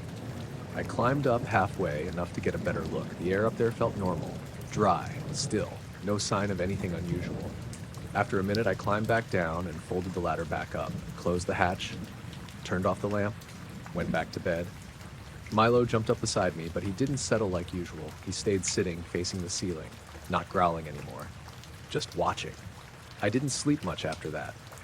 And every so often, I'd catch myself looking up at that hatch, expecting to see that thin line of light again, and wondering how long it had been there before Milo noticed, and what exactly had been on the other side of it, when the rest of the house was completely dark. I noticed it because it didn't belong there. I'd stopped along the trail to take a break, just below a ridge that overlooked a wide valley. It was early afternoon, clear sky, no haze, the kind of day where you can see for miles without anything getting washed out. My name's Daniel Cross. I'd been hiking that trail for a few years. Not constantly, but enough to know what the landscape looked like at different times of day. That ridge line ahead of me was familiar, and there had never been anything hovering above it before. At first, I thought it was just glare, something catching the sunlight at the right angle. But it didn't shift when I moved, didn't fade when I blinked. It stayed fixed, a bright point just above the ridge. I stood there for a minute, trying to figure out what I was looking at. Then I reached into my pack and pulled out my binoculars. I kept them for spotting wildlife mostly, but they worked well enough for anything at a distance. I raised them slowly and focused on the ridge. The object came into view immediately, and the first thing that hit me was how clean it looked. Perfectly round, not kind of round, not distorted by distance or heat shimmer, just a solid, even circle. Bright, but not blinding. More like it reflected light evenly across its surface. There were no markings, no seams, no shadows, nothing to suggest depth or structure, just a flat, uniform brightness. I adjusted the focus slightly. It didn't change. Still perfectly smooth, still perfectly round. I lowered the binoculars for a second, looked at it with my eyes alone. It went back to being just a small bright point. Raised the binoculars again. Same perfect circle, same position, hovering just above the ridgeline. I checked the sky around it. Clear. No clouds, no birds passing through. Nothing that would distort or obscure it. I scanned left and right. Nothing else unusual. Just that one object. I looked down at my watch. 1:22 p.m. I figured I'd sit for a bit and watch it. Maybe it would move. Maybe it was a drone or something that would shift position. So I sat down on a rock, kept the binoculars in my lap. Every couple minutes, I'd lift them and check again. The object didn't move. Not even slightly. It stayed in the exact same position relative to the ridge. No drift, no wobble, no sign of wind affecting it. After about 20 minutes, I started to feel that slow unease. The kind that builds when something doesn't behave the way it should. Even something hovering should shift a little, adjust, react to air currents. This didn't. It was like it was anchored to a point in the sky. I stood up and walked a little farther along the trail, changed my angle slightly, looked again, still in the same place, same height above the ridge, same size, same brightness. The perspective changed around it, the slope of the ridge, the line of trees, but the object stayed fixed relative to the horizon. I sat back down, kept watching. Time passed. I checked my watch again. 2:05. Over 40 minutes, no change. I took a drink from my water bottle, tried to think of normal explanations, weather balloon maybe, but it didn't look right. No visible tether, no slight sway, and the shape was too perfect. I raised the binoculars again, focused carefully. The surface didn't reflect the surroundings the way something metallic would. It wasn't mirroring the sky or the ground, it was just evenly bright, like it generated its own uniform tone. I noticed something else then. There was no distortion around it, no heat shimmer, no ripple in the air. Everything around it looked completely normal, except for the object itself. I lowered the binoculars again and rubbed my eyes, looked back up, still there, exactly the same. A couple hours passed like that. I didn't move much, just stayed on that stretch of trail, watching, checking the time, checking the object. Nothing changed. At one point, a bird flew across the valley, well below the ridge. I tracked it for a second, then looked back at the object. Still there, untouched by anything around it. By around 3:30, the sun had shifted enough that the light across the ridge had changed. Shadows moved, the colors of the rock deepened slightly. The object didn't change at all. Same brightness, same appearance. It didn't react to the changing light. I stood up again, stretched my legs, considered moving closer. The trail did wind up toward that ridge eventually, but it was a long climb, and something about the idea of getting closer didn't sit right. Not fear exactly, just hesitation. I stayed where I was, watched a little longer. Then, sometime after 4, I checked my watch first. 4:07. I remember that clearly. I looked back up through the binoculars. The object was gone. No fading, no movement, just gone. The space where it had been was empty, just sky and the ridgeline. I lowered the binoculars slowly, looked with my eyes, nothing there. I stood still for a few seconds, trying to process it. Then I raised the binoculars again, scanned the entire ridge. Left, right, above. Nothing, no sign of it anywhere. I stayed there for another 10 minutes, just in case it came back. It didn't. The rest of the hike felt normal, too normal. The sky stayed clear, the valley looked the same, nothing else unusual. But that spot, that exact position above the ridge, stayed empty. And the part that stuck with me wasn't just how long it stayed there, it was how it didn't move at all. For hours. Like it wasn't floating or flying, just existing in that one place until it decided not to be there anymore. I only noticed it when I got home. Up until then, the night had been completely normal. My name's Lucas Hargreaves. I shoot long expotos as a hobby, mostly out in quiet places where there's not much light pollution. That night, I'd driven out to this stretch of farmland about 20 minutes from town. Open sky, low horizon, nothing but fields and a few distant tree lines. It was cold, clear, and still. No wind, no clouds, just a clean sky with a decent spread of stars. I set up my tripod near a fence line, pointed the camera north, and started taking exposures. 30 seconds at a time, sometimes a minute, just letting the sensor pick up whatever it could. Nothing unusual. Planes crossed now and then, easy to spot, slow blinking lights leaving faint dotted lines across the frame. I usually wait for those to pass, but sometimes I let them go through just to see how they look. That night, though, I didn't see much air traffic. It was quiet, almost too quiet, but that's normal out there. Around 11:40 p.m., I remember checking the sky again before starting another exposure. Just a habit.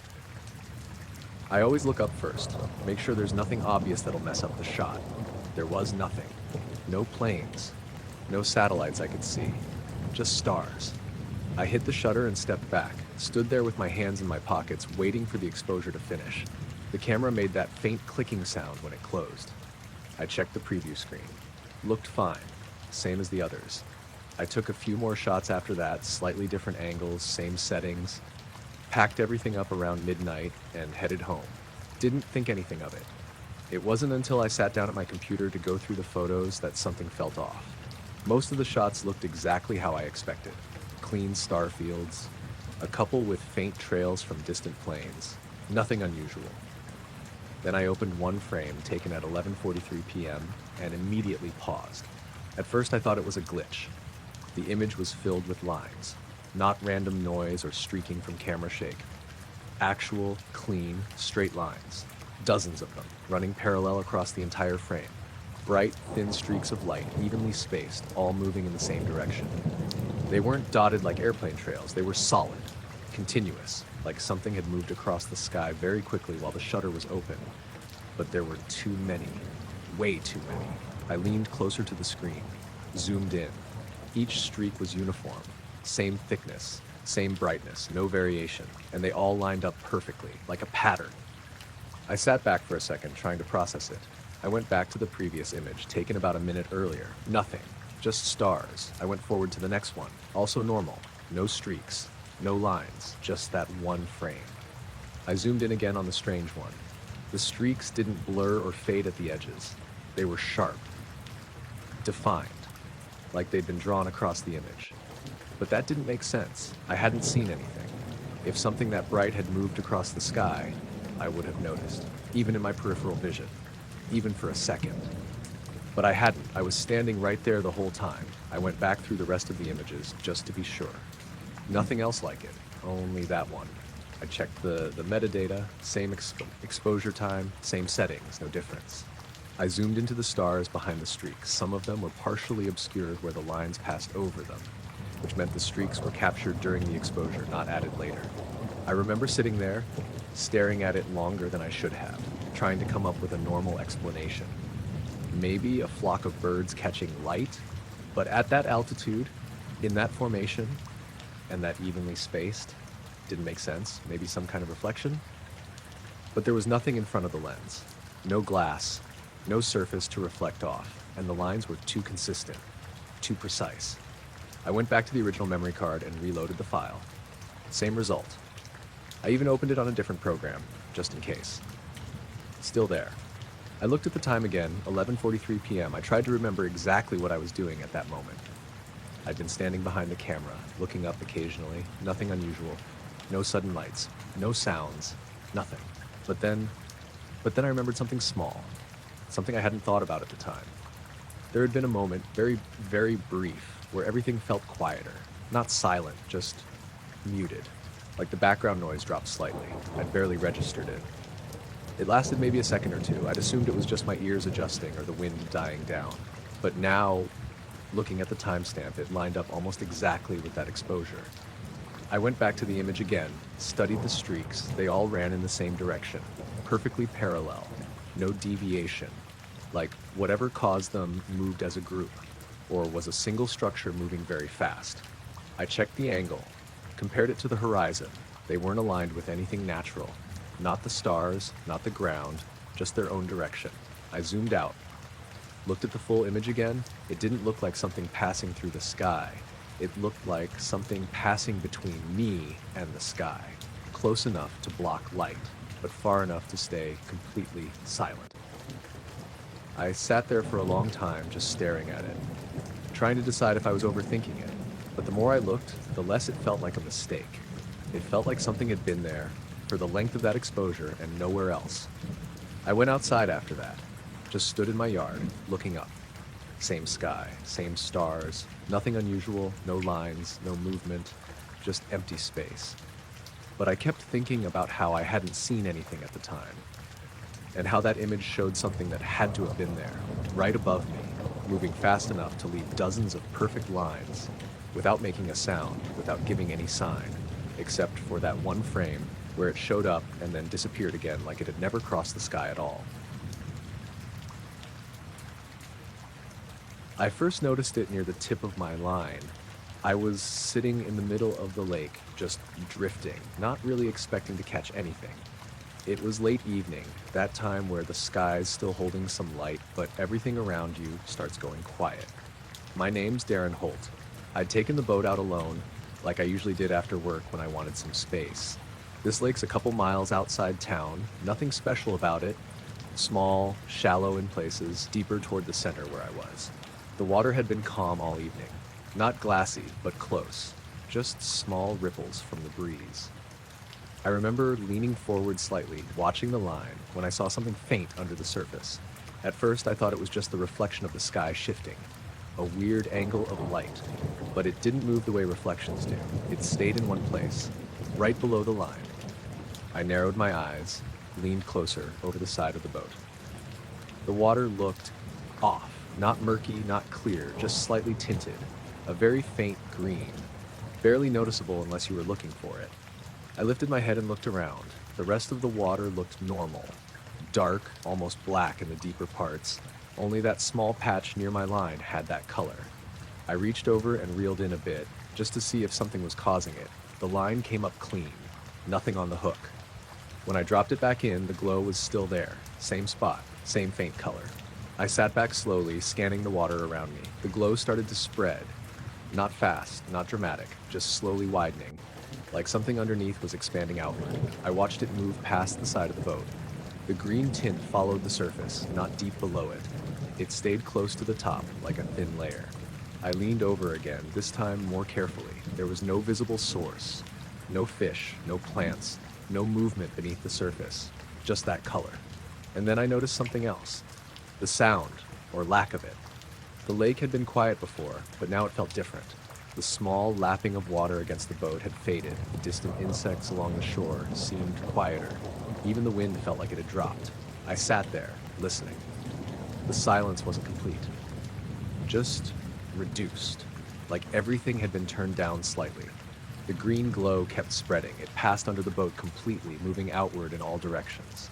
I stood up slowly, trying not to rock the boat too much. Looked over the edge. The glow was forming a shape now. A circle. Centered right around me. Perfectly even. I could see the edge of it clearly where the water went from normal dark to that faint green. It stretched out maybe 30 or 40 feet from the boat in every direction. I turned in a slow circle, taking it all in. The entire area around me was surrounded by this dim glowing ring, and the water outside of it, completely normal. The boundary was sharp. Too sharp, like someone had drawn a line in the lake. I swallowed, suddenly very aware of how far I was from shore. Not far enough to panic, but far enough that swimming back wouldn't be quick. I grabbed the oar and dipped it into the water. As soon as it crossed that boundary, the glow didn't react. No ripple, no disturbance, just stayed exactly the same. I lifted the oar back out. Water dripped off it like normal. No color on it. Nothing unusual. I sat back down slowly. The glow wasn't getting brighter, just steady, consistent. I looked down again, trying to see if there was anything moving beneath it. Nothing. No shapes. No shadows. Just that faint, even light. And then there was a sound. Very low. Almost below hearing. More something I felt than heard. A kind of soft vibration. It seemed to come from the water itself, not loud enough to be clear. Just present. I rested my hand against the side of the boat. I could feel it there too. A slight hum, not enough to shake anything, just enough to notice. I looked around again. Still alone. No other boats, no lights from shore aimed this way. Just me, in the middle of this circle. I checked my phone out of instinct. No signal. That wasn't unusual for that area, but it still stood out in the moment. I don't know how long I sat there. It couldn't have been more than a minute or two, but it felt longer. The glow stayed exactly the same. The circle didn't grow or shrink. The hum didn't get louder. Everything just held. Then, without any warning, it started to fade. Not all at once. The edge of the circle softened first. The sharp boundary blurred. The green dimmed slightly. I leaned forward again, watching closely. The glow pulled back, slowly shrinking toward the center. Like whatever had spread out was reversing itself. The circle got smaller, closer, until it was just around the boat again, then smaller still. Back to that same patch near where my line had been, and then nothing. The water went completely dark again. Normal. The faint hum disappeared with it. The sounds of the lake came back. The small ripples against the hull, the insects on the shore, the breeze, all at once. I sat there for a few seconds, not moving, just staring at the spot where the glow had been. Then I reached for the oar and pushed away slightly just to move. The water reacted normally. No color, no resistance. Nothing. I reeled in my line, packed up my gear without really thinking about it, started the motor and headed back toward shore. The whole way back, I kept looking over the side, watching the water, half expecting to see it again. But there was nothing, just the dark surface of the lake, flat and ordinary. And the part that stayed with me wasn't just the way it looked, it was how precise it had been. That perfect circle, like something had marked out a space around me. Held it there for a moment, and then let it go, without leaving any sign it had ever been there at all. I noticed it about 20 minutes into the run. At first, I thought it was just a reflection. My name's Colin Mercer. I've been running freight routes for a little over 11 years now. That night, I was on a long haul through a stretch of open countryside, mostly flat, fields and scattered trees, nothing built up for miles. It was late, around 1:30 in the morning. Clear sky, no clouds, decent visibility, even without much moonlight. I was alone in the cab, just the usual hum of the engine and the tracks under me. Nothing out of the ordinary. Then I caught something off to the right. A light. Bright, steady, white. It was low on the horizon at first, just sitting there. I remember thinking it might be a tower light, or maybe a vehicle out on a distant road. But as the train moved forward, the angle didn't change the way it should have. It stayed in the same relative position, not falling behind, not getting closer, just pacing me. I leaned forward slightly, looking through the side of the windshield. The light wasn't flickering, no blinking like an aircraft, no color change, just a clean, steady white. I checked the speed, 48 miles per hour, standard for that section. I looked back at the light, still there. Same height, same distance as far as I could tell. I sat there watching it for a few minutes, tried to ignore it, but the longer it stayed, the harder it was to explain. If it was a car, it would have changed position. If it was a tower, I would have passed it.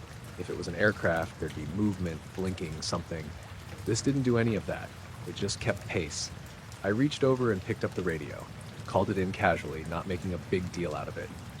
"Dispatch, you got anything out here running parallel to me?" There was a pause, then the usual response. "No known traffic in your area." I looked back at the light, still there. "Yeah," I said, keeping my voice even. "I've got a visual on something off my right side, bright white, holding position." Another pause.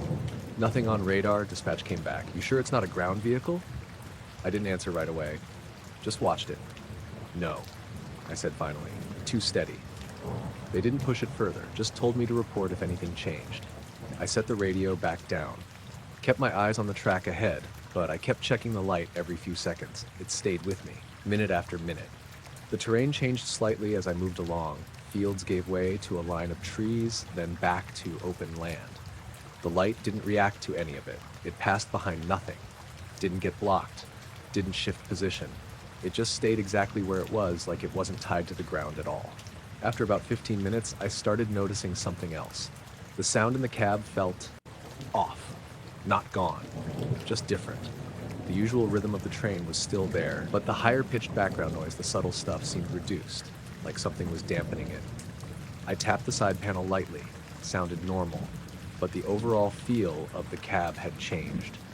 I checked the instruments. Everything looked fine. No drops, no fluctuations. Speed steady, engine steady. I looked back at the light. Still pacing me. Same brightness, same distance. I leaned slightly to the right, trying to get a better angle.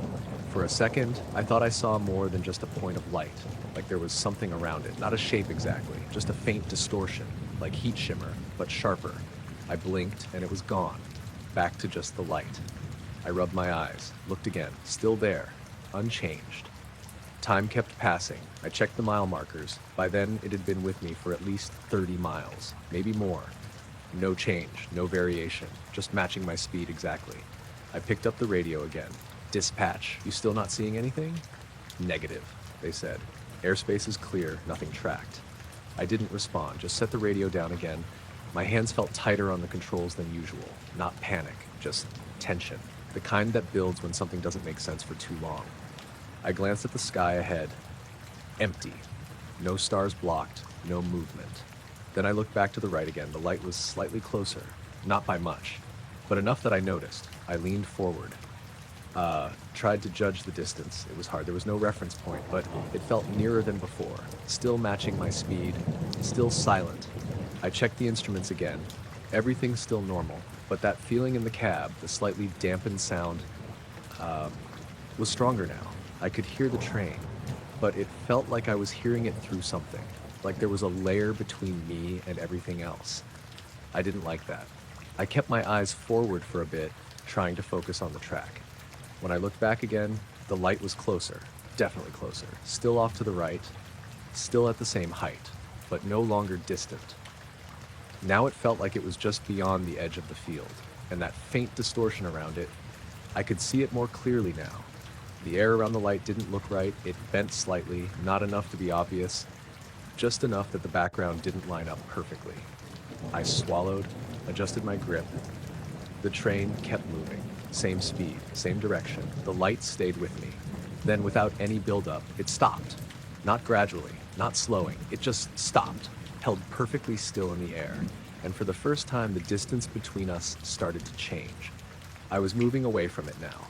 The light stayed in place. I watched it shrink slowly as the train carried me forward.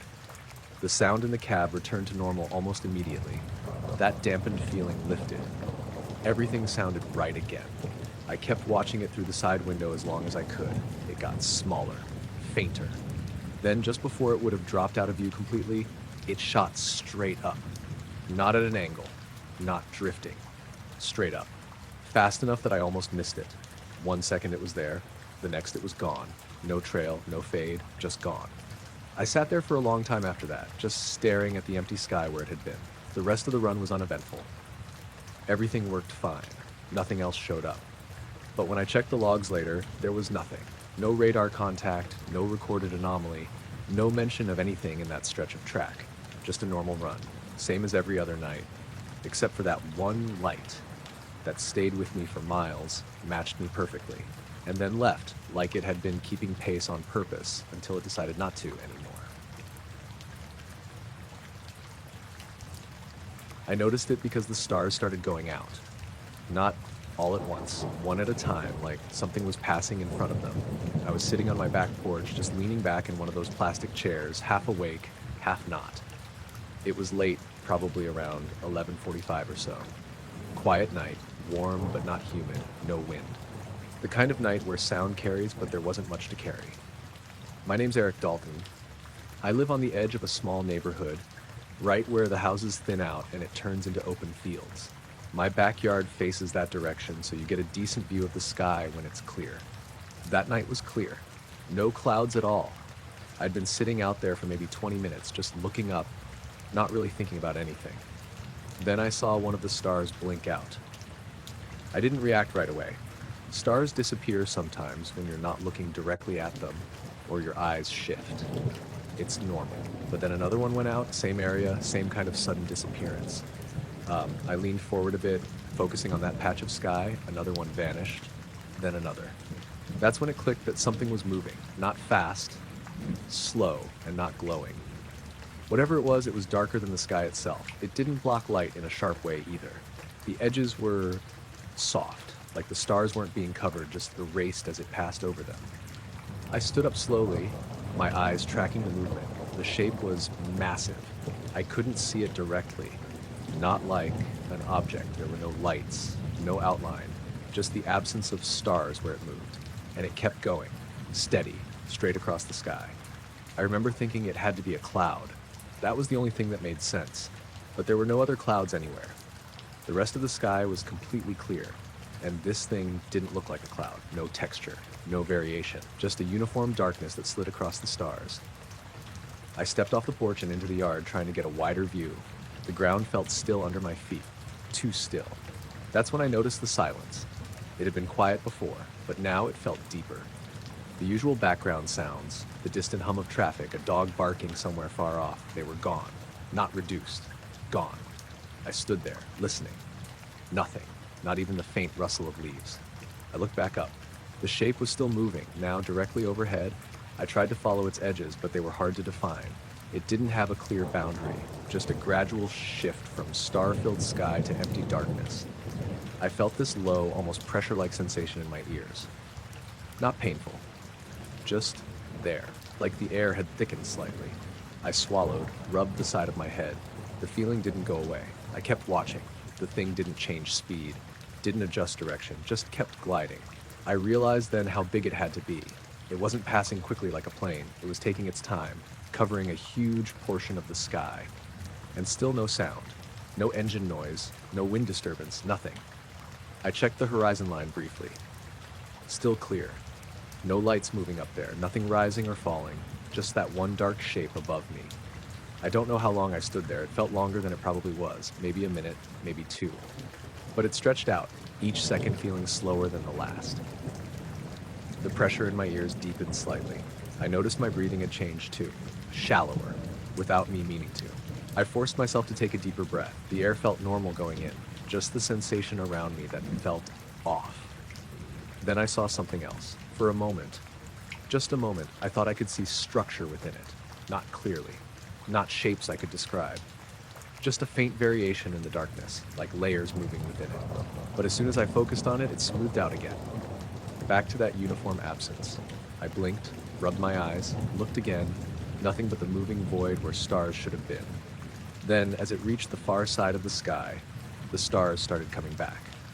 One by one, reappearing in its wake. Exactly where they should have been. No shift, no distortion, just back. The silence lifted at the same time, slowly. The distant sounds returned first, then the closer ones. A faint breeze moved through the trees behind me. I hadn't even realized it had stopped. The pressure in my ears faded. I stood there for a few more seconds, watching the last of the darkness slide off the edge of the sky, and then it was gone. The sky looked normal again. Full of stars, no gaps, no sign anything had passed through. I stayed out there longer than I meant to, just staring up, waiting for something else to happen. Nothing did. Eventually I went back inside, closed the door.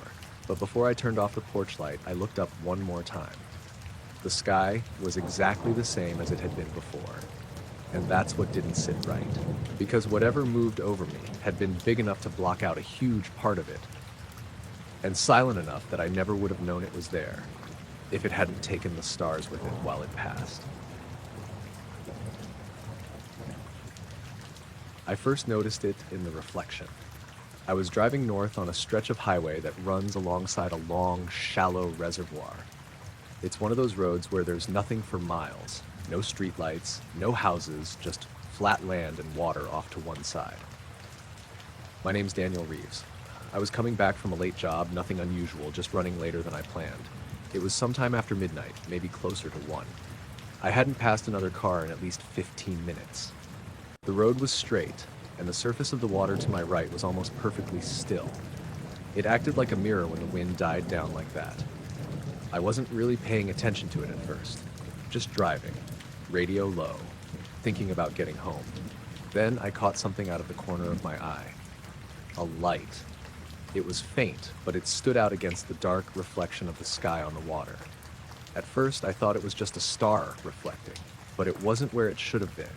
It was directly above the reflection of my headlights, like it was positioned over my car. I glanced at it again, trying to figure out what I was seeing. The light stayed perfectly aligned with my car's reflection as I moved. Same distance, same position. That didn't make sense. Reflections shift when you move, even distant ones. This one didn't. I leaned forward slightly, looking out over the water. The surface was smooth enough that I could clearly see the road behind me in it, my taillights stretching out in a long red line, and above that, that single pale light. It wasn't flickering. It wasn't moving independently. It was locked in place over my reflection. I felt that slow, creeping confusion start to settle in. I looked up through the windshield. The sky was empty. No stars directly overhead, just darkness. I checked the side mirror. Same thing, nothing in the sky. But when I looked back at the water, the light was still there. I slowed down a little without thinking. The car dropped from about 60 to maybe 45. The light in the reflection didn't change position. It stayed exactly above the mirrored image of my car, like it was attached to it. I tapped the brakes lightly. Same thing, no shift, no lag, just perfectly fixed. I sat there for a second, trying to come up with an explanation. Maybe something on the car, a reflection off the roof. But it didn't match that either. The angle was wrong, and it was too far above the reflection. I turned the radio off. The silence made it easier to focus. The only sound was the tires on the road, a low, steady hum. I kept driving, kept watching the water. The light stayed with me, mile after mile. I passed one of the small roadside signs marking distance. I barely noticed the number. My attention kept going back to that reflection. I tried looking up again. Nothing. No light, no aircraft, no drone, nothing I could see. I rolled my window down. Cold air came in, sharp against my face. I leaned slightly toward the opening, looking up along the side of the car. Still nothing. The sky was empty. I pulled back in and looked at the water again. The light hadn't moved. If anything, it looked a little brighter now. Not by much. Just enough that I could make out a slightly more defined edge to it. It wasn't perfectly round, more like a soft oval, but still faint, still subtle. I felt that tightness in my chest again. Not panic, just the awareness that something wasn't lining up. I kept driving. Another few minutes passed. Then I noticed something else. The reflection of the road itself started to look off. It took me a second to understand what I was seeing. The edges of the reflection weren't as sharp anymore, like the water had started to ripple.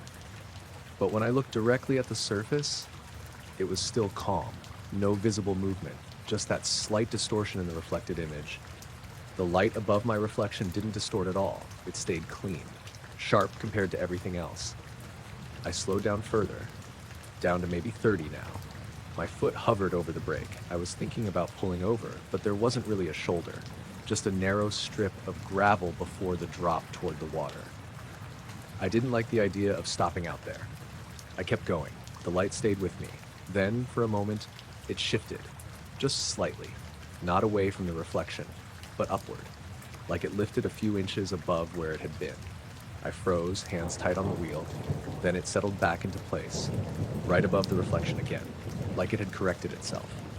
I exhaled slowly, not realizing I'd been holding my breath. I looked up one more time. The sky was still empty, no sound, no movement, nothing. I looked back at the water. The light was still there, still following. I don't know how long that went on. It felt like a long time, but it was probably only 10 minutes. Then I reached the end of the reservoir. The road curved slightly away, and the water disappeared behind a low embankment. The reflection vanished, and with it, the light. I kept driving, eyes flicking between the road and the rearview mirror. Part of me expected to see it behind me somehow. There was nothing, just darkness. Empty road. I drove another few miles before I pulled over at a proper turnout. Gravel lot, nothing around. I shut the engine off and stepped out. The air was colder out there, still. I looked up at the sky, clear, stars scattered everywhere, but nothing directly above me. No unusual lights, no movement. I walked a few steps away from the car, looking around, trying to get my bearings. The reservoir was out of sight now. No reflection, no reference point, just open sky. I stood there for a minute, maybe two, waiting, listening. Nothing happened. Eventually I got back in the car and drove the rest of the way home. Everything worked fine. No issues with the engine, no problems with the electronics. The radio came back on like normal, but the whole drive after that, I kept checking any reflective surface I passed. Windows, puddles, anything. half expecting to see that same light sitting exactly where it shouldn't be, perfectly aligned with me, but nowhere in the sky above. I noticed it before I realized anything was wrong. I was on a narrow back road cutting through farmland, about 20 minutes outside a town called Millridge. It was that time just before dawn where the sky starts to lighten, but everything on the ground still feels like night. My name's Aaron Pike. I'd been driving since around 3 a.m., heading back from helping a friend move. I was tired, but not dangerously tired. Just quiet, focused on the road. There weren't any streetlights out there, just the occasional farmhouse way off in the distance. I saw the light off to my right. It was over a field. Bright white, not huge, maybe the size of a distant floodlight. It wasn't moving, just hanging there, maybe 20 or 30 feet above the ground. At first, I thought it was someone's equipment, farm machinery maybe, but something about it didn't fit. It was too clean, too isolated, no other lights around it, no visible structure. I kept driving, glancing at it every few seconds. That's when I noticed the shift. It didn't move like something drifting or being carried by wind, it just changed position. 1 second, it was slightly left of a tree line. The next time I looked, it was a little higher, then a little to the right. No in-between motion, no smooth transition, just different placements each time I saw it, like I was missing the frames in between. I slowed down a bit, trying to focus on it more carefully. Every few seconds, it would be somewhere else, not far, just enough that it couldn't be my perspective shifting. I checked the road, then looked back. It had moved again. Same brightness, same shape, no flicker, just relocated. I felt that slow, creeping unease start to build. I rolled down my window. Cold air rushed in, the kind that wakes you up immediately. I leaned slightly toward the opening, trying to get a clearer angle. The light stayed perfectly steady while I was looking at it directly. Then I glanced back at the road, looked back again, and it had shifted, a few feet lower this time.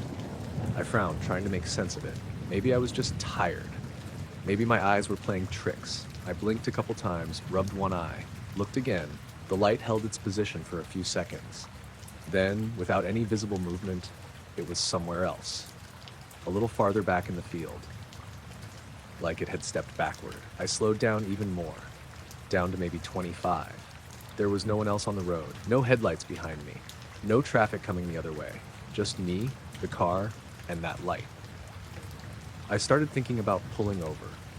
Part of me didn't want to. It felt like the kind of thing you just drive past and forget about.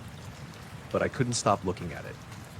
Every time it changed position, it felt more deliberate, not random, like it was choosing where to be. I passed a break in the fence line where I could see deeper into the field. The ground was flat, open. No equipment, no buildings, nothing that could explain it. Just that light. I eased the car onto the gravel shoulder and stopped. The engine idled quietly. For a second, I just sat there, hands still on the wheel. Looking out across the field, the light hovered there, unchanged. I reached over and turned the radio off. The silence filled the car immediately. I opened the door slowly and stepped out. The air was colder than I expected, damp. There was a faint smell of soil and grass. I closed the door behind me without taking my eyes off the light. It stayed in place. I took a few steps away from the car, gravel crunching under my shoes. The sound felt louder than it should have. I stopped and just watched. The light held steady for a few seconds. Then it shifted. A little higher, no movement, just a different position. I felt my stomach tighten. Seeing it from outside the car made it worse somehow. More real. I took another step forward. The light didn't react, didn't change brightness, didn't flicker. It just stayed there, then shifted again, a little closer to the center of the field, like it was repositioning itself. I looked around, half expecting to see something else. Another light. A person. Anything. There was nothing, just open land and that single, quiet glow. I looked back at it. It hadn't moved. For a few seconds, it stayed exactly where it was, longer than before. I started to think maybe it had stopped. Then I blinked and it was lower, closer to the ground now. I exhaled slowly, realizing I'd been holding my breath. I stepped back toward the car a little, not fully turning away, just enough to feel the edge of the door behind me. The light shifted again, this time slightly to the left. Still no motion, still no sound, just a new position. I swallowed, suddenly aware of how exposed I was out there. No cover, no noise, just me standing in an open space watching something I couldn't explain. I decided I'd seen enough. I reached for the door handle. Right as my fingers touched it, the light changed one more time. It was closer now, not by a lot, but enough that it felt different. Like the distance between us had shortened in a way I hadn't seen it do before. I froze. My hand still on the door, the light held that position. For a second, 2 seconds, then it went out. Instantly, no dimming, no fading, just gone. The field went completely black, darker than it had been before, like something had been removed, not just turned off. I stood there, staring at the spot where it had been, waiting for it to come back. Nothing, no afterimage, no glow, just empty darkness. I listened. There were no sounds from the field, no wind, no insects, just the faint hum of my car engine behind me. I opened the door quickly and got inside, closed it harder than I meant to. The interior felt smaller, safer. I locked the doors out of habit, even though it didn't make much sense. I looked back out at the field through the window. Still nothing, just black. The sky was starting to lighten now, a faint gray-blue creeping in from the horizon. I started the car fully, shifted into drive, pulled back onto the road. As I drove away, I checked the mirror. The field disappeared behind me. No light, no movement, just empty land. But the way it had moved, not moved, just appeared in different places, and then gone the moment I stopped, stuck with me the whole drive home, like it had only ever been there while I was in motion.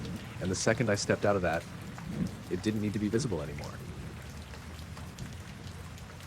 I noticed it because something felt off before I even looked up. I was sitting on my back porch, maybe around midnight.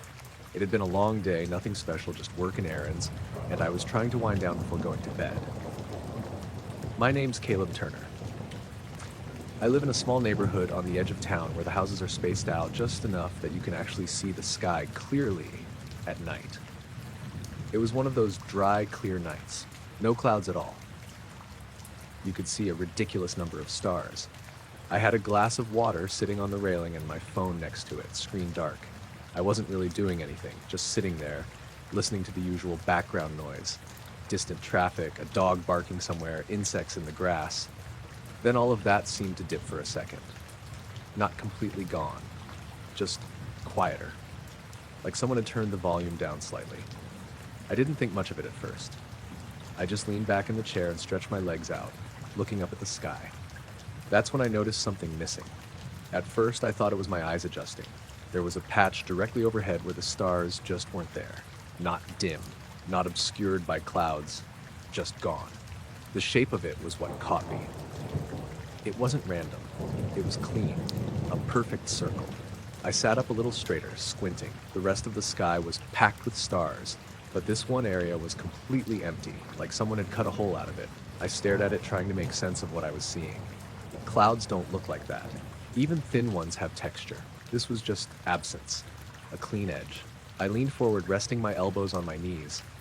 The circle didn't stay still. It was moving, slowly, very slowly, drifting across the sky. As it moved, the stars behind it reappeared. Not gradually, they just came back, like they'd been switched on. I felt that first real sense of unease settle in. I looked around the rest of the sky again, trying to find anything that matched it. There was nothing. No second shape, no distortion around it. Just that one circular area moving overhead. I picked up my phone without taking my eyes off it, opened the camera, pointed it up. The screen showed the stars, but the dark circle didn't come through clearly. It just looked like a slightly dimmer patch, not the sharp, defined edge I was seeing with my eyes. I lowered the phone, looked back up, still there, still moving. I checked the horizon, no lights, no aircraft, nothing that could explain something that size being overhead without any sound, because that's what started to really sink in. The scale, it was huge. The circle wasn't small, it covered a big chunk of sky. Big enough that wherever it was, it had to be either incredibly large or much closer than it should be. And there was no sound at all, no engine noise, no wind displacement, nothing. I became aware of how quiet everything was again. The insects had stopped, the distant traffic noise was gone. Even the dog from earlier wasn't barking anymore. I stood up slowly from the chair, didn't take my eyes off it. The circle kept drifting, same speed, same direction, no change. As it moved, it uncovered more stars behind it, leaving the sky looking normal in its wake. I took a few steps out into the yard, away from the porch light. The darkness felt deeper out there. I tilted my head back further, trying to follow it as it passed overhead. For a moment, I thought I could see something at the edge of it. Not a shape, just a slight distortion, like heat rising off asphalt, but subtle, barely there. Then it was gone. The edge stayed clean again. I swallowed, realizing my throat had gone dry. I looked down for a second, just to break eye contact. The ground looked normal. Grass, fence line, the faint outline of my neighbor's house. I looked back up. The circle had moved farther across the sky now, still steady, still silent. I tried to listen for anything. Anything at all. There was nothing. Not even the faintest hum. Just that heavy, quiet stillness. I took another step forward.